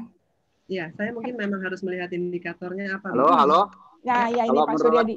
Selamat pagi Bapak Ibu. Kalau menurut Human Development Index itu ada 3 indikator utama. Yang pertama adalah tingkat harapan hidup, life expectancy at birth. Yang kedua adalah urusan sekolah nih, expected years of schooling sama mean years of schooling. Nah, satu lagi adalah gross national income per cap. Jadi aspek kesehatan, pendidikan, satu lagi adalah ekonomi. Nah, itu Cina di tahun 2019 itu ranking 85, Malaysia ranking 62. Wah, ini jeli banget ini Pak Suryadi. Menarik juga. Kebetulan di depan laptop, jadi bisa lihat. Maksudnya menarik juga nih, membawa HDI ya. Kita cuma terpesona dengan kehebatan ekonomi Cina sekarang. Silakan Bu, kira-kira coba jawab nggak nih Bu Ira? Pak Suryadi ini saya diuji nih sama Pak Suryadi. Ya, kalau dilihat, saya tadi ada Malaysia dengan Cina ya, mungkin jumlahnya saja sudah berbeda Pak. Suryadi. Kalau dibagi secara seluruh penduduknya, jelas Cina akan di bawah karena belum semuanya, belum seluruh Cina yang begitu luasnya untuk kesehatannya, kemudian untuk pendidikannya ya. Jadi pembaginya menurut saya itu yang membuat Malaysia lebih tinggi. Karena bagaimanapun Malaysia secara geografi, secara penduduknya jauh lebih sedikit begitu. Jadi kalau dibagi dari jumlah penduduk kemudian iya benar. Itu akan di bawahnya karena belum bisa mencapai sampai ke pedalaman gitu pendidikan ini. Sementara jumlah penduduk Cina itu 1,4 miliar. Begitu Pak Suryadi. Pak Suryadi ngangguk-ngangguk dari ekonomi berarti lebih paham ini. Iya, gimana nih ceritanya ini? Iya dong, kalau dibagi dengan jumlah penduduk ya belum nyampe kali ya besar ya. Berapa sih sekarang mereka per kapita Pak Suryadi? Suryadi belum di-unmute Pak. Belum nyala tuh, belum nyala. Belum nyala. Pak. Masih mute. Oh, nggak bisa. Oh, nggak bisa ngomong atau gimana? Oke, baik. Jadi saya nggak boleh bicara sama panitia, jadi saya udah unmute tapi diprotek. Kalau menurut data GNI per kapita Cina itu di tahun 2019 $16.000 per cap gitu ya. Malaysia $27.000. Ya memang kalau yang dibilang Bu Ira, berarti kan yang di pedalaman-pedalaman itu mungkin dugaan saya nih mungkin tidak segemerlap yang ada di kota-kota besar yang banyak diekspos dalam pemberitaan ya bahwa Cina itu pencapaian teknologi dan apalah pokoknya pembangunannya begitu ya, pembangunan fisik terutama itu sangat hebat gitu. Tapi mungkin seperti yang Bu Ira bilang kalau di pedalaman-pedalaman yang jauh dari kota besar mungkin ya memang belum bisa seperti itu. Nah jadi kan kayak di Indonesia tuh mungkin ya nggak usah jauh-jauh, Jawa dengan luar Jawa aja kan kalau PDB per kapita Indonesia tuh ya mayoritas dihasilkan di Jawa. Begitu keluar Jawa kan udah kerasa tuh senjangannya gitu ya. Nah mungkin dugaan saya yang terjadi di Cina berarti ada seperti ini juga, demikian. Ya, baik. Terima kasih Pak Suryadi. Jadi udah kejawab ya. Berikutnya ini dari Pak Ketut ini. Pak Ketut, silakan Pak Ketut. Mana ini kok saya jadi nggak bisa baca. Pak Ketut, terima kasih diskusi yang sangat bagus. Saya mau tanya, bagaimana praktek ideologi komunisme dan kapitalisme dalam konteks budaya Konfusianisme? Terima kasih. Ini Pak Ketut, teman saya di Senat Akademik nih Bu Ira. Udah lama sekali nggak ketemu sama Pak Ketut. Ketut sehat ya? Pak Ketut guru besar kami, Bu. Oh iya. Ini juragan yang punya kursus macam-macam luar biasa. Hebat. Itu di Jepang ini. Iya. Ya. Saya coba bagaimana praktek ideologi komunisme dan kapitalisme dalam konteks budaya Konfusianisme. Jadi kalau di Cina itu tidak mau disebut dengan kapitalisme sebenarnya. Walaupun prakteknya sekarang mereka sudah boleh dikatakan sudah setengah kapitalis gitu karena konsumerismenya sudah sangat banyak. Jadi kalau dalam budaya Konfusianisme agak bertentangan ya Pak. Kalau misalnya komunisme itu kan ideologi yang lebih kepada bagaimana mereka dengan partai gitu ya. Kemudian sedangkan Konfusianisme itu bisa digunakan konteksnya dalam tadi hubungan antara masyarakat dengan pemimpinnya, seperti itu. Nah, bagaimanapun kalau dilihat di Cina itu kapitalismenya itu sebenarnya berjalan, artinya mereka sudah mulai memikirkan uang, memikirkan pendapatan seperti itu. Tetapi kalau disebut kapitalisme sebenarnya tidak mau. Nah, untuk itu mereka sebenarnya menggabungkan semua kalau saya lihat. Jadi komunismenya tetap dalam porsi yang sangat besar, didasari dengan Konfusianisme, dan mereka mengambil globalisasi ini, situasi sekarang ini, untuk mulai ada kapitalisnya. Tapi mereka sangat tidak mau kalau disebut kapitalisme. Seperti itu Pak, jawabannya mungkin Pak Ketut. Pak Ketut gimana? Terima kasih. Oke, terima kasih Pak Ketut. Nah, Satu jadi boleh? udah boleh. Silakan Pak. Saya punya teman seorang Taipan. Wah. Saya ajarin Pak Ketut ya bilang. Orang Cina itu yang di overseas ya, yang di luar negeri katanya, dia itu harus nyumbang kampungnya. Iya. Berhasil di luar negeri, dia harus nyumbang kampungnya dalam bentuk apapun, apakah uang, apakah gedung, apa yang lain. Ya, pernah baca tuh di majalah juga gitu. Gimana? Itu betul Pak. Jadi memang untuk pendidikan tadi saya sudah menyinggung bahwa untuk mereka awalnya problemnya kan tidak ada dana untuk pendidikan. Nah itu diambil dari para Taipan diaspora Cina di seluruh dunia. Jadi itu yang mungkin temannya Pak Ketut juga diminta menyumbang. Seperti itu Pak mungkin. Luar biasa ya. Terima kasih Bu Rini ya. Iya terima kasih Prof Ketut. Ini ngomong Taipan, saya jadinya ngomong BLBI deh. Makanya susah kali ya untuk menarik uang yang udah gimana ya. Baik, ini saya bergeser pada pertanyaan Prof Wibowo. Apakah benar, nah ini kan juga kita baca-baca nih ya di luar, apakah benar nih politik Cina dengan memberikan pinjaman kepada negara berkembang, karena kalau mereka nggak bisa bayar, negara tersebut diokupasi. Sehingga sampai mata uang harus pakai yuan juga. Ya, contohnya Zimbabwe, Selandia Baru, Sri Lanka, dan sebagainya. Gimana tuh Bu Ira? Ya, ini kekhawatiran banyak orang sebenarnya. Sebenarnya ini juga yang perlu diwaspadai juga oleh Indonesia ya. Tidak ada dikatakan pinjaman Cina itu hanya kebaikan begitu ya. Tapi bagaimanapun harus hati-hati karena kalau kita tidak bisa membayarnya pasti ada konsekuensinya. Jadi membayar dengan yuan mungkin saja karena cita-citanya adalah yuan akan dipakai di seluruh dunia. Gitu. Jadi memang itu termasuk dari apa yang dimuarakan tahun 2049 tadi, bagaimana superioritas Cina itu bisa ke seluruh dunia, termasuk mata uang. Mata uang Cina itu bisa. Oleh karena itu kalau ketika menerima pinjaman, sebaiknya memang ada pertimbangan-pertimbangan yang sangat dalam menurut saya, karena harus juga mengetahui budaya Cina begitu. Karena inilah gunanya kita mengetahui budaya bangsa lain. Ketika mereka masuk ke budaya bangsa kita, jangan kita yang terbawa dengan budaya mereka. Ada juga yang misalnya diberi pinjaman, lalu ada komisinya, lalu akhirnya orang itu mendapat masalah, gitu kan, di negaranya sendiri. Begitu, Prof. Wibowo. Ya, Pak Prof. Wibowo mungkin kejawab ya. Tapi ini memang kan kita masih apa ya Bu Ira ya? Hal itu nggak dapat data seberapa benarnya, besarnya, dan itu kan kalau misalnya memang betul, itu sangat menakutkan Indonesia, karena kan Indonesia berapa banyak pinjaman dari Cina. Ya.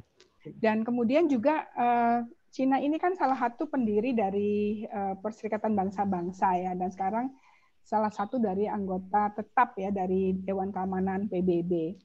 Nah, berarti kuat sekali ya kedudukannya ya, dan tadi mengenai cita-cita yuan jadi mata uang mungkin bisa menggeserkan dolar kali ya nanti tahun 2049 ya, itu bisa terjadi gitu menurut saya. Ini gimana ya Bu Ira dengan posisi Tiongkok ya di PBB tersebut? Ya sebenarnya itu juga sudah direncanakan dengan baik ya. Ketika Tiongkok masuk WTO, gitu, itu kan untuk trading dia masuk, kemudian di PBB di Dewan Keamanan. Militernya juga sudah luar biasa sekarang ini. Ya. Kemudian kalau bisa dilihat di Laut Cina Selatan atau Laut Tiongkok Selatan itu tidak bergeming ya, bahwa 9 titik yang diklaim itu ya adalah milik Cina. Itu susah sekali untuk bisa mengikuti perjanjian PBB, peraturan PBB. Jadi semuanya memang sudah direncanakan. Oleh karena itu, menurut saya kita harus mempelajari Cina seperti apa dengan baik. Sebenarnya baru menerima bantuannya. kemudian kita harus tahu seperti apa kita menghadapinya dan kita itu seperti apa gitu supaya bisa tahu, bisa balance untuk menghadapinya seperti apa. Jadi perlu sekali kewaspadaan yang luar biasa dengan ambisi-ambisi Cina. Tapi kan kalau misalnya Cina itu dalam posisi yang uangnya banyak ya. Biasanya kalau orang uang itu banyak, lebih berkuasa gitu ya, berhadapan dengan orang yang utangnya banyak gitu ya. Terus jadi kurang pede dan kayaknya ngikutin aja gitu. Jadi kayak seperti nggak berdaya gitu ya, karena udah kepepet gitu. Jadi apakah ada sindrom ini ya? Apa namanya? Saya cuma mengkhawatirkan karena apa? Ya karena kita butuh uang sehingga nggak ada alternatif lain seperti itu. Iya, kalau Cina sendiri sebenarnya selalu dalam apa namanya, dalam pernyataan-pernyataannya itu mengatakan bahwa Cina tidak pernah ingin menjajah. Jadi untuk memperbesar luas atau memperluas kekuasaannya itu sebenarnya tidak. Tetapi mungkin ada yang lain lagi yang dibalik itu. Itu yang harus dijaga begitu. Kira-kira seperti itu. Dari bacaannya Bu Ira, kalau misalnya memang tadi kan ya, memang agak bukan akan mengherankan, tapi mereka bisa paralel ya antara disebut kapitalis juga nggak mau, tapi kenyataannya mereka terus berjalan ya untuk menambah dan meminjamkan uang pada negara-negara yang memang memang membutuhkannya. Tapi mereka punya, bisa nggak sih way of life-nya mereka kayak Pancasila itu, ada Konfusianisme itu ya. Jadi bisa paralel. Sementara di Indonesia kok nggak bisa paralel ya? Saya kok menyamakan Pancasila dengan Konfusianisme, nggak bisa ya? Nggak pas ya itu ya? Enggak. Kalau menurut saya kita punya apa dong? Konfusianisme Indonesia itu apa? Kalau di Indonesia tidak bisa disamakan karena kita juga punya sejarah yang berbeda dengan berbagai keragaman yang lain.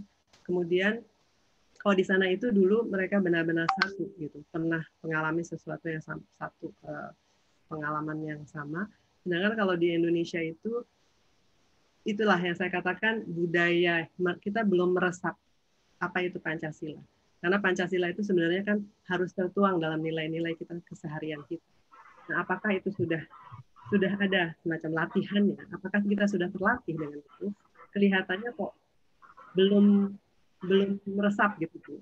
Sehingga ya, jadi berarti internalisasi nilai ya yang belum terbentuk ya. Karena saya potong nih Bu Ira. Karena tadi Bu Ira ngomong Konfusianisme itu kan berarti sudah ratusan tahun, udah berapa abad ya. Nah, kalau Indonesia baru tadi Pancasila lahirnya adalah ada yang disebut 18 Agustus 45, itu ya baru berapa puluh tahun gitu, dan itu pengajaran kan juga nggak konsisten. Pernah ada BP7 kemudian kok kayaknya nggak pas ya, hilang, terus kemudian bentuk apa lagi gitu. Jadi tadi tidak ajak, konsistensi ini nggak ada gitu ya. Jadi sementara kita terus menerus Pancasila gitu. Jadi bagaimana implementasinya di dalam pendidikan, dalam rumah tangga dan sebagainya, ya itu kan nggak jalan. Nah, sementara yang saya kagumi dari Cina ini adalah tadi Konfusianisme itu jadi kayak landasan kehidupan mereka. Tapi kalau mereka punya Nasrani ataupun Islam, itu keyakinan masing-masing, gitu ya kali ya? Iya, betul. Jadi memang bedanya kalau di sini kan kita basisnya religi, Bu. Ada agamanya. Kalau di sana kan mereka nggak ada, kosong gitu. Jadi ketika tidak bentrok dengan kepercayaan mereka sendiri. Kalau dilihat secara misalnya jiwanya itu kosong, ada Konfusianisme, lalu disitulah mereka, karena Konfusianisme bukan religius, bukan ke atas, iya, bukan ke samping gitu. Nah, kalau ya kan sama dengan Pancasila kan juga bukan agama kan? Iya, tetapi gimana ya, Pancasila itu kan bagus sekali, tetapi penerapannya itu kalau saya lihat belum kuat, sehingga akibatnya karakter orang Indonesia memang lain ya Bu, kalau saya lihat. Jadi kalau misalnya ada budaya luar, mereka lebih senang gitu. Kemudian kalau misalnya kita beli es jeruk, dengan harga segini mereka bayar, tapi orange juice mau bayar mahal gitu. Artinya itu kan masuk dalam nilai-nilai sebenarnya ada kebangsaan itu tadi sebenarnya, dan kebangsaan itu nanti relatednya dengan ideologi Pancasila itu seharusnya. Iya. Ya ini kalau ngomong kayak itu emang susah, nggak ada yang bisa jawab ya. Ini Pak Suryadi lagi nih, Pak Suryadi dari ekonomi pasti bisa lebih tahu ya. Utang pemerintah Indonesia loan-nya lebih dominan dari Jepang. Pak Suryadi mau menjelaskan lebih jauh, Pak Suryadi? Ya kalau boleh. Jadi memang ya, silakan, kalau secara tradisional tuh memang Cina menjadi sumber pinjaman tuh baru belakangan lah, mungkin 5-6 tahun terakhir. Tapi kalau Jepang tuh dari dulu, dari zaman Orde Baru tuh pinjaman, apalagi yang ODA itu yang skemanya baik hati itu, Official Development Assistance, yang ada unsur grant-nya, nggak perlu dibalikin gitu ya. Dari dulu tuh Jepang yang mendominasi. Nah, makanya nih Jepang diam-diam nih juga merasa agak terinikan juga nih dengan kehadiran Cina kan. Suatu mungkin Bapak Ibu pernah dengar tuh yang kereta cepat Jakarta-Bandung kan awalnya pembicaraannya dengan Jepang, jadi kalah ya. Kayak disalip di tikungan oleh Cina. Nah, itu ya. Jadi kalau secara sejarah utang luar negeri Indonesia yang loan itu ya, Jepang sebenarnya lebih kuat dari dulu. Tapi dia kan diam-diam aja gitu, jadi nggak tahu, mungkin kalau orang Indonesia sentimen kepada Jepang itu kayaknya lebih kurangan gitu ya, nggak khawatir gitu. Kita pakai mobil Jepang santai-santai aja gitu ya. Tapi kalau Cina ada ya, saya nggak tahu, ada trauma-trauma tertentu yang membuat kita merasa lebih terancam gitu kalau ada urusan-urusan utang dengan Cina gitu. Nah itu collective unconscious yang terbentuk itu apa ya? Nggak tahu ada penelitian apa enggak ya? Saya sendiri nggak sempat baca-baca ya. Jadi apa sih secara psikologis yang membuat kita kok merasa kayaknya lebih terancam ya dengan Cina memberikan bantuan pinjaman, padahal kan bagus ya. Jadi bahwa cita-cita atau target-target atau program kerja pemerintah itu kan tercapai. Tetapi ini yang bikin juga yang masih terancam adalah karena ini tadi disebutkan juga oleh Prof. Wibowo ya. Karena kalau kita dapat pinjaman dari Cina, itu bukan hanya uangnya aja yang mengalir ke sini, tapi juga tenaga kerjanya, SDM-nya gitu kan. Jadi kan padahal kita juga bukan orang yang sedikit di sini, kita kan juga negara keempat di dunia yang padat gitu ya. Jadi contohnya tadi ini proyek Nikel kata Pak Prof. Wibowo di Morowali, hampir semua tenaganya dari Cina, sampai tukang masak, sopir, tenaga kasar dari Cina. Tidak ada transfer of knowledge-nya, tidak ada kedatangan warga Cina yang banyak sekali di Indonesia. Dan itu hanya di Morowali ya, tapi di tempat-tempat lain juga ada. Dan tapi setiap kali ada berita kayak gini kan selalu Bu Ira ya, dibantah ya. Jadi kita sendiri juga nggak tahu ini hoax atau enggak atau bagaimana. Tapi teman-teman yang di daerah itu kok bilang betul ada gitu. Mungkin nanti Pak Suryadi juga bisa dari sumber-sumber mana, Bu Ira. Mungkin kalau dengan adanya keterbukaan ya, mungkin kita nggak apa-apa sih gitu. Tapi harus gimana cara solusinya, win-winnya gitu ya, supaya lebih tenang lah gitu keadaannya. Silakan Bu Ira. Kalau ini juga satu kekhawatiran, karena saya juga pernah training waktu itu. Justru orang-orang Indonesia di satu perusahaan besar di sini yang merasa sangat bingung dan merasa sangat terancam ketika tenaga SDM dari Cina ini datang. Dan di lapangan ini mereka benar-benar memiliki budaya yang sama sekali berbeda, tidak bisa diatur gitu ya, tidak bisa bekerja sama dengan baik, sehingga membuat problem di lapangan begitu. Jadi ada perbedaan budaya. Oleh karena itu waktu itu saya diminta untuk menjelaskan sebenarnya budaya Cina itu seperti apa, karena mereka yang mereka temui di lapangan itu bukan yang seperti tadi gemerlapnya Cina yang kita lihat, tetapi justru yang dikirim ini kan banyak orang daerah di Cina. Jadi orang-orang daerah di Cina itu kan belum semaju yang di kota besar, sehingga kebiasaannya itu luar biasa. Oleh karena itu saya juga concern gitu, seharusnya ini ada semacam training dulu, kemudian dibatasi mungkin ya, jangan semuanya dari Cina juga gitu. Bahkan yang sangat saya sayangkan, jumlah penduduk kita tidak kurang banyak kok untuk dilatih, untuk dilatih, untuk di-training untuk menjadi pintar gitu. Artinya mengapa harus mengambil dari luar? Jadi kalau menurut saya di sini ini yang sangat kurang itu di pendidikan. Artinya Kalau misalnya semua orang di Indonesia sudah terdidik seperti di Cina bagaimanapun mereka harus sekolah. Itu sehingga penyerapan informasi itu juga akan lebih baik. Kalau kita satu negara semuanya punya pemikiran yang sama, itu kan menyenangkan. Lihat saja di COVID. Kita bisa lihat bagaimana sudah diumumkan berkali-kali, masih saja berkerumun, masih saja gitu ya. Jadi saya melihat sih basicnya itu sebenarnya di pendidikan. Gitu. Nah di Cina itu bedanya itu. Bu Ira mungkin pernah dengar, karena kan Bu Ira di sastra Cina ya. Kalau misalnya memang tenaga Cina itu akan ke Indonesia ya.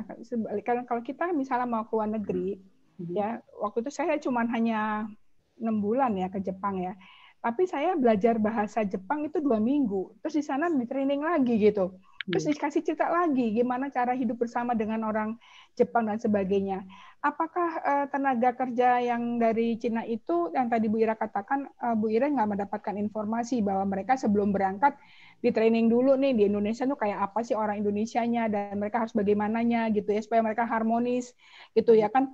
Apakah mereka sama sekali nggak diajar bahasa Indonesia, jadi kitanya yang harus malah menyesuaikan dengan mereka. Jadi kayak rada aneh, kita nih tuan rumah yang punya tanah, punya ini, tapi kita jadi malah kayak jadi apa ya, harus menyesuaikan dengan mereka. Gimana Bu Ira? Iya, menurut saya justru di sininya ya Bu, karena di sana mereka sepertinya tidak dilatih seperti itu, karena memang kalau dari yang saya terima dari komplain, maksudnya keluhan-keluhan dari teman-teman kita di sini yang harus berinteraksi di lapangan, itu benar-benar seperti tidak tahu budaya Indonesia bagaimana harus menjaga kebersihan, bagaimana berkomunikasi, sehingga misalnya harus membetulkan satu listrik atau apa, itu bisa menunggu lama sekali gitu. Jadi akhirnya terjadilah sebenarnya konflik budaya di lapangan.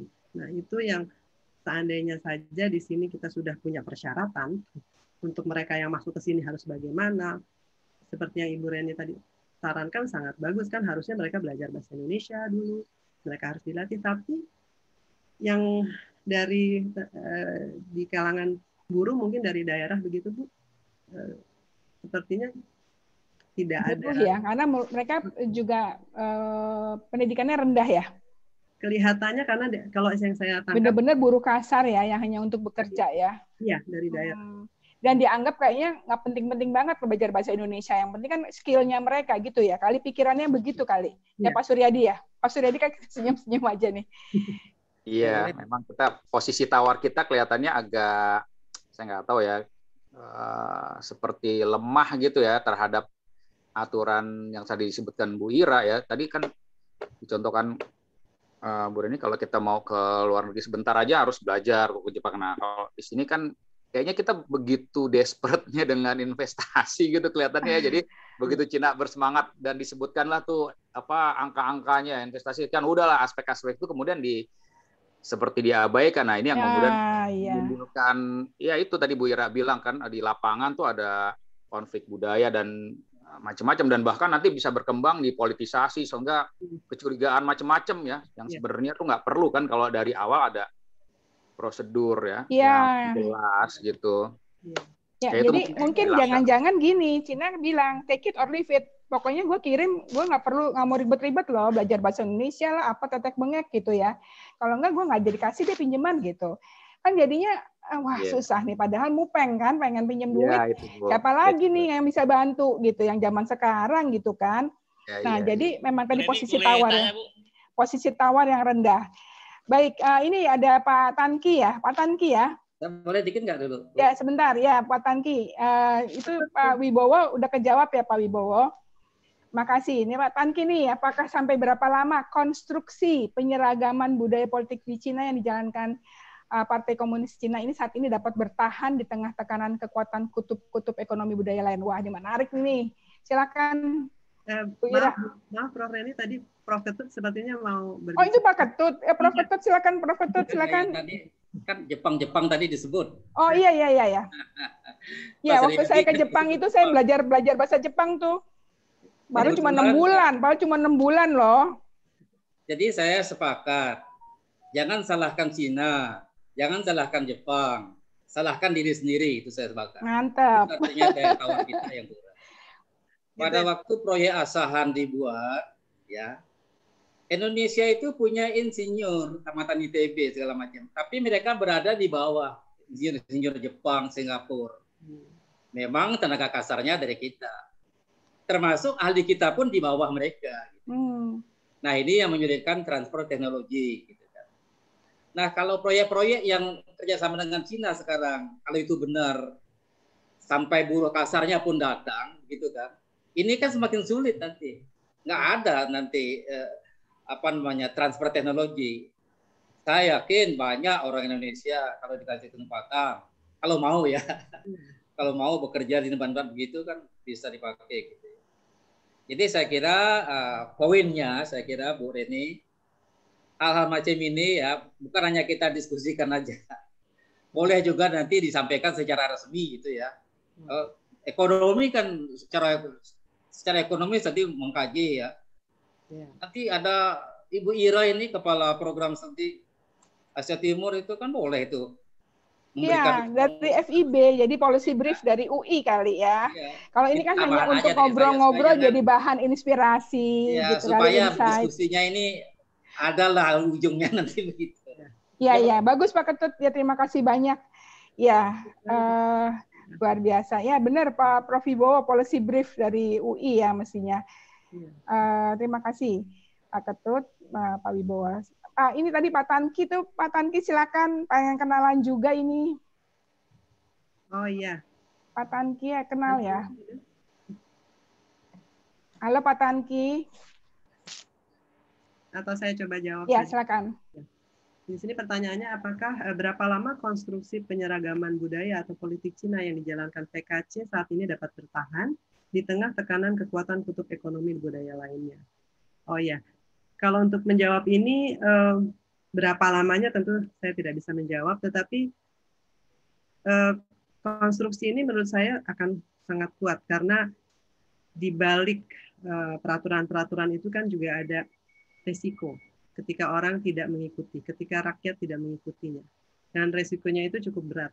Sehingga itulah yang justru sangat dijaga oleh Cina, bagaimana supaya mereka bisa bertahan di tengah tekanan kekuatan ekonomi budaya lainnya. Jadi ya ada tangan besinya begitu. Artinya bagaimana partai itu sangat kuat sehingga diusahakan supaya tidak tergerus oleh tekanan kekuatan budaya lain. Meskipun mereka juga harus menyesuaikan diri dengan arus budaya yang begitu lain. Bisa-bisa Cina nanti ditutup lagi juga bisa, kan terserah pemerintahnya. Yang penting mereka tidak terganggu seperti itu. Seperti itu mungkin jawabannya sementara. Gimana Pak Tangki? Terima kasih. Boleh? Ya, silakan. Boleh. Baik, Bu Reni. Terima kasih. Mbak Ira, Fuad. Oh, Pak Fuad, oke. Ini itu kalau saya melihat kan konsep revolusi kebudayaan, Bu, itu apakah sebetulnya ingin memutus masa lalu dengan konsep kebaruan? Karena itu kan namanya kan revolusi kebudayaan kan, artinya perubahan yang secara tiba-tiba secara budaya. Sehingga kemudian muncullah yang namanya semacam suatu. Kemudian saya juga agak aneh, kalau cuma ada satu partai, buat apa dibuat partai? Kan cuma satu-satunya, kayak gitu. Kalau satu kan, kalau dua baru ada masuk akal, kayak di Amerika Serikat ada partai Republik Demokrat atau di tempat lainnya. Itu ada pemutusan itu ada apa dengan masa lalu. Sehingga waktu saya kebetulan saya berapa kali kesempatan ke Cina gitu ya, itu ada kesan ada pemutusan dengan masa lalu gitu. Ini yang melupakan karena kan kalau saya suka nonton film Cina gitu kan rajin dengan konflik tuh Bu antara kerajaan dan sebagainya, the golden flower kan begitu, antara bukan hanya antara suku tetapi the family dispute pun terjadi antara anak dengan orang tua kan. Kemudian dianggapnya mungkin Cetung ini menjadi faktor penghambat sehingga mesti diceragamkan gitu, menjadi satukan. Tiba-tiba muncullah seorang super seperti Mao itu bisa menyatukan. Nah, kemudian yang sisanya kan tetap mempertahankan, yaitu ke Taiwan kan Bu yang dengan membawa naskah-naskah dan sebagainya kan ke sana. Gimana tuh Bu Ira kalau kita melihat seperti itu? Ya, jadi kalau pemutusan di revolusi kebudayaan itu justru pemutusan dengan 4 lama Pak disebutnya. Jadi pemutusan 4 lama. Oh. Ya, 4 lama itu dari tradisi, kebiasaan atau adat istiadat dan sebagainya. Itu maksudnya memutuskan, justru mau ingin mengubah paradigma masyarakat yang berpikiran tradisional menjadi berpikiran sosialisme komunis. Nah, mau di sini sampai sekarang pun kan Cina maunya sosialisme dia bukan sosialisme Soviet, sosialisme yang berkarakteristik Cina.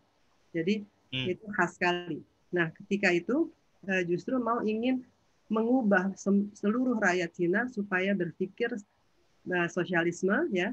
Nah, jadi semuanya harus, bahkan drama dan sebagainya itu pada saat itu yang drama misalnya seperti Mulan atau drama-drama Ular Putih itu harus dibuat tokoh-tokohnya itu menjadi tokoh partai yang petani. Jadi proletar itu harus menang, harus di atas. Tapi ternyata kan revolusi kebudayaan itu tidak berhasil. Boleh dikatakan justru membuat kesengsaraan pada rakyat. Kemudian tapi sudah masuk ya, masalah sosialismenya itu kan sudah 10 tahun itu bagaimanapun pasti sudah meresap juga. Tetapi untuk melupakan sama sekali tradisi juga tidak. Tadi pertanyaan Pak Fuad gimana? Ya, artinya itu sebetulnya kan ingin memutuskan akar. Kan? Ya.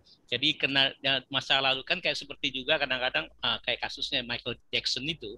Dia kan ingin melupakan akarnya tuh, karena dianggapnya sesuatu yang pahit, menghalang, sehingga mau melakukan sesuatu itu perubahan yang revolusioner radikal kan. Saya lihat itu sampai katanya dulu resep masakan aja itu kan tidak boleh lagi, sehingga orang harus menghafalkannya di otaknya kan, kayak gitu. Karena nggak boleh yang berhubungan masa lalu. Itu karena dianggap ini Pak, kalau masalah tradisi itu dianggapnya akan merusak. Jadi kayak kartun gitu ya, misalnya katakan film gitu, film kartun itu nggak boleh diproduksi karena itu ilusi, akan membuat ilusi. Jadi sangat, kalau kita lihat satu-satu tentang bagaimana revolusi kebudayaan itu dilaksanakan, kalimat-kalimat apa, film-film diubah semuanya memuja partai. Itu supaya memutus ya, memang betul memangkas akar pemikiran yang dianggap yang disebut pada saat itu justru seakan-akan dosa gitu kalau misalnya mereka melakukan itu. Tapi untungnya saya potong Bu, tadi kan Pak Fuad bukannya Bu Ira sudah menyampaikan bahwa itu hanya 10 tahun ya, setelah mau wafat itu kembali lagi gitu. Jadinya yang 10 tahun tuh kira seolah-olah sudah di brainwash, nggak usah lupain deh tradisi lama gitu ya. Itu nggak berlaku ya Bu Ira ya, karena itu sudah mengakar pada orang tuanya turun menurun, bukan begitu ya?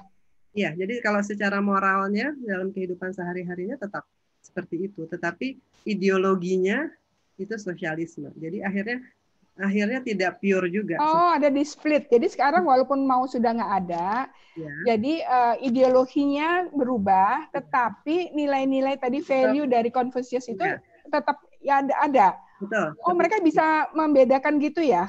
Iya, karena yang satu lebih kepada ideologi itu kan bagaimana mereka harus bernegara, bagaimana mereka harus bersikap kepada pemerintah seperti itu. Sedangkan kalau yang Konfusianisme itu kan nilai sebenarnya. Nah, tadi menarik yang Pak Fuad tadi sampaikan, kalau cuma ada satu partai, ngapain ada partai ya? Ya. Nah, ini ada kalau ada orang hukum mungkin bisa lebih jelas jawabannya. Iya, kan betul juga. Karena kan yang pegang kepala negaranya juga pegang sebagai kepala partai, ketua partai gitu. Sebenarnya ada Bu, ada partai tapi kecil-kecil. Tapi banyak partai yang kecil-kecil. Banyak, tapi ada beberapa yang sebenarnya mewakili minoritas. Tetapi itu sebenarnya semacam apa ya? Mungkin aksesoris. Ya, yang tetap besar itu Partai Komunis Cina. Mengapa? Mereka juga tidak mau, karena tidak mau satu orang memerintah. Karena partai itu kan suara orang banyak. Jadi keputusannya itu benar-benar diputuskan oleh anggota partai, ketua partai dan anggota partai. Jadi partai itu sesuatu yang sangat berwibawa di Cina itu. Tidak bisa main-main karena dia hubungannya aksesnya ke peraturan. Dan itu peraturan kemudian kepada ideologi. Jadi kalau dianggap melenceng dari ideologi, maka akan ada konsekuensinya. Begitu jawaban saya. Ya, makasih Bu Ira, Pak Fuad. Ini kembali kepada tadi pertanyaan Pak Fuad juga tadi sebenarnya ya. Jadi saya nyambung yang tadi pemikiran Xi Jinping ini ya Bu Ira, kan itu tentang sosialisme dengan mengatakan Cina di era baru ya di dalam konstitusi Partai Komunis gitu kan. Jadi apakah betul ya bahwa presiden sekarang itu setara dengan Mao? Karena dianggap hanya 3 orang yang apa namanya hebat ya di sana ya. Yang tadi disebut pertama Mao, terus Deng Xiaoping dan si Xi Jinping, Deng Xiaoping ya. Jadi kalau melihat langkah dan gerak dan juga pemikiran-pemikirannya, saya melihat bahwa Xi Jinping itu sebenarnya agak mirip dengan Mao. Ya. Jadi memang ada kemiripan gitu. Kemiripannya di mana? Ya, jadi ada ide-ide ide yang memang diteruskan, kemudian dari cara memimpinnya begitu, itu memang sangat agak dekat. Bukan hanya saya, ada beberapa. Masih saudara nggak sih? Masih saudara nggak? Ada darah nggak?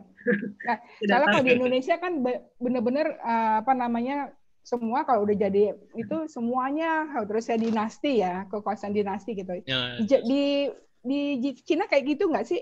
Oh tidak Bu, kalau di sana nepotisme seperti itu sih tidak. Jadi benar-benar masing-masing. Tetapi memang, iya, seleksinya itu sudah jadi sejak awal. Jadi misalnya mau jadi anggota partai itu bukan langsung masuk daftar gitu Bu. Jadi sudah dipantaunya juga bukan hanya setahun, lama sekali dipantaunya.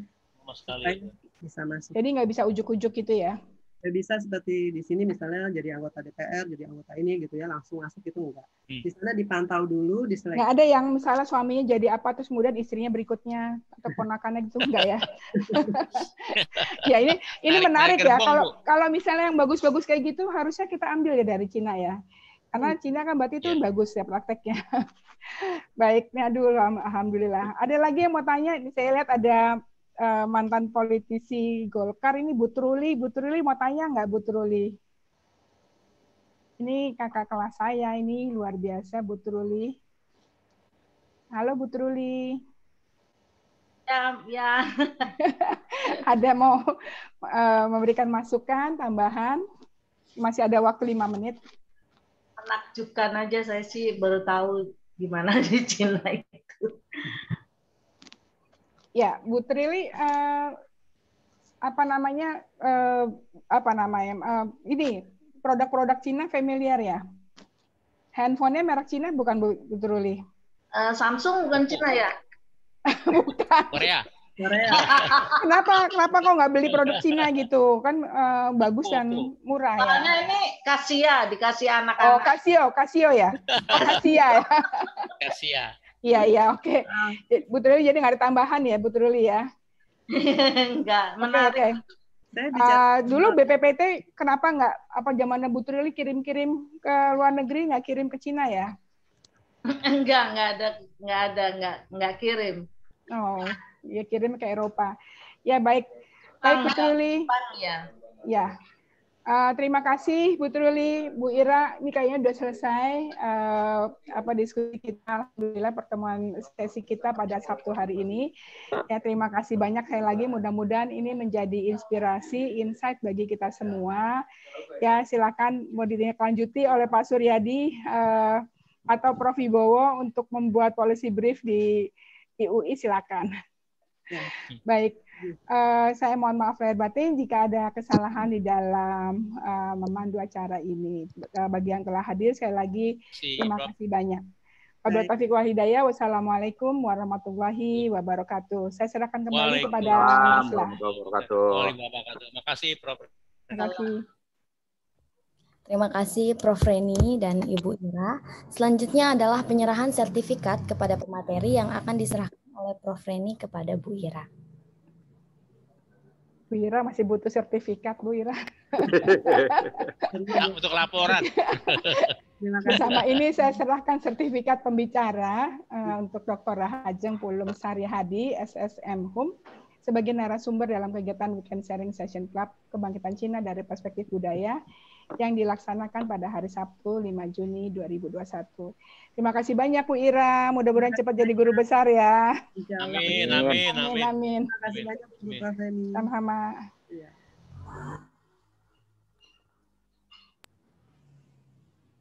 Baik, selanjutnya adalah sesi foto bersama. Mohon izin mengingatkan kepada Ibu Bapak dan rekan sekalian untuk mengaktifkan videonya dan kita akan memasuki kepada foto bersama.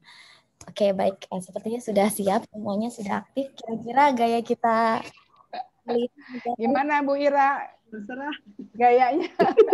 Gayanya mau gaya apa Gaya ya? bebas, gaya bebas. Gaya bebas. Kayak Cina begini. Kayak Korea-Korea gini. Cina tuh kayak mana? Kita nggak ada ya, nggak begini-begini. Sumpit. Apa gimana? Gayanya apa yang nggak ada tuh gaya Cina. Oh, nggak ada.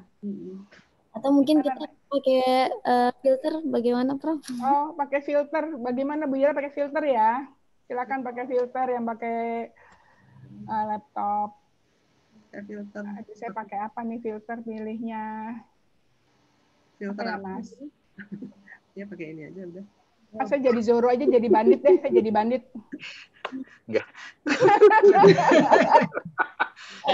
Jadi bandit. Wira nggak bisa ya?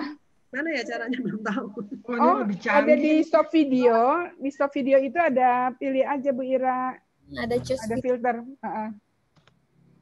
Udah pakai topi. Ya udah Bu Ira nggak mau. Oke, baik. Gaya kita kali ini seperti ini ya. Mungkin Cina, ya mungkin agak sedikit ke Korea. Oke, Korea. Baik, 1, 2, 3. Mohon izin ditahan, Ibu Bapak sekalian. 1, 2, 3. Baik. Oke, Nasla, terima kasih semuanya. Dadah. Terima kasih, Prof. Terima kasih, Ya, Mbak Ira. Izin live, Prof. Izin live. Terima kasih semuanya. Terima kasih semuanya. Terima kasih. Jangan lupa gerakan 5M COVID-19, memakai masker, mencuci tangan, menjaga jarak, menjauhi kerumunan, dan mengurangi mobilitas. Ruang Zoom akan ditutup 7 menit dari sekarang. Itu programnya lucu. Minggu depan jangan lupa ya ketemu. Saya izin. Ya, Bu Ira, dadah. Dadah.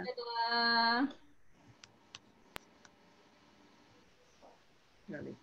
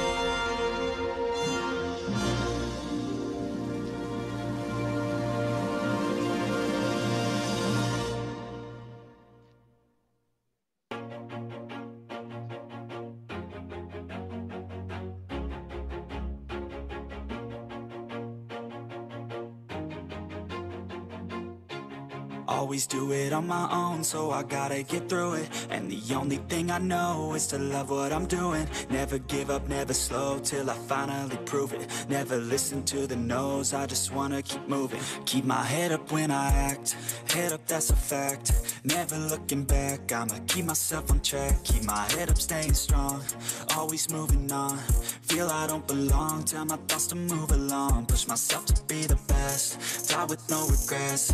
Live with every breath, see my message start to spread. And I had so many dreams, then you hit your teens. Life ain't really what it seems, try to find out what it means. Always do it on my own, so I gotta get through it. And the only thing I know is to love what I'm doing. Never give up, never slow, till I finally prove it. Never...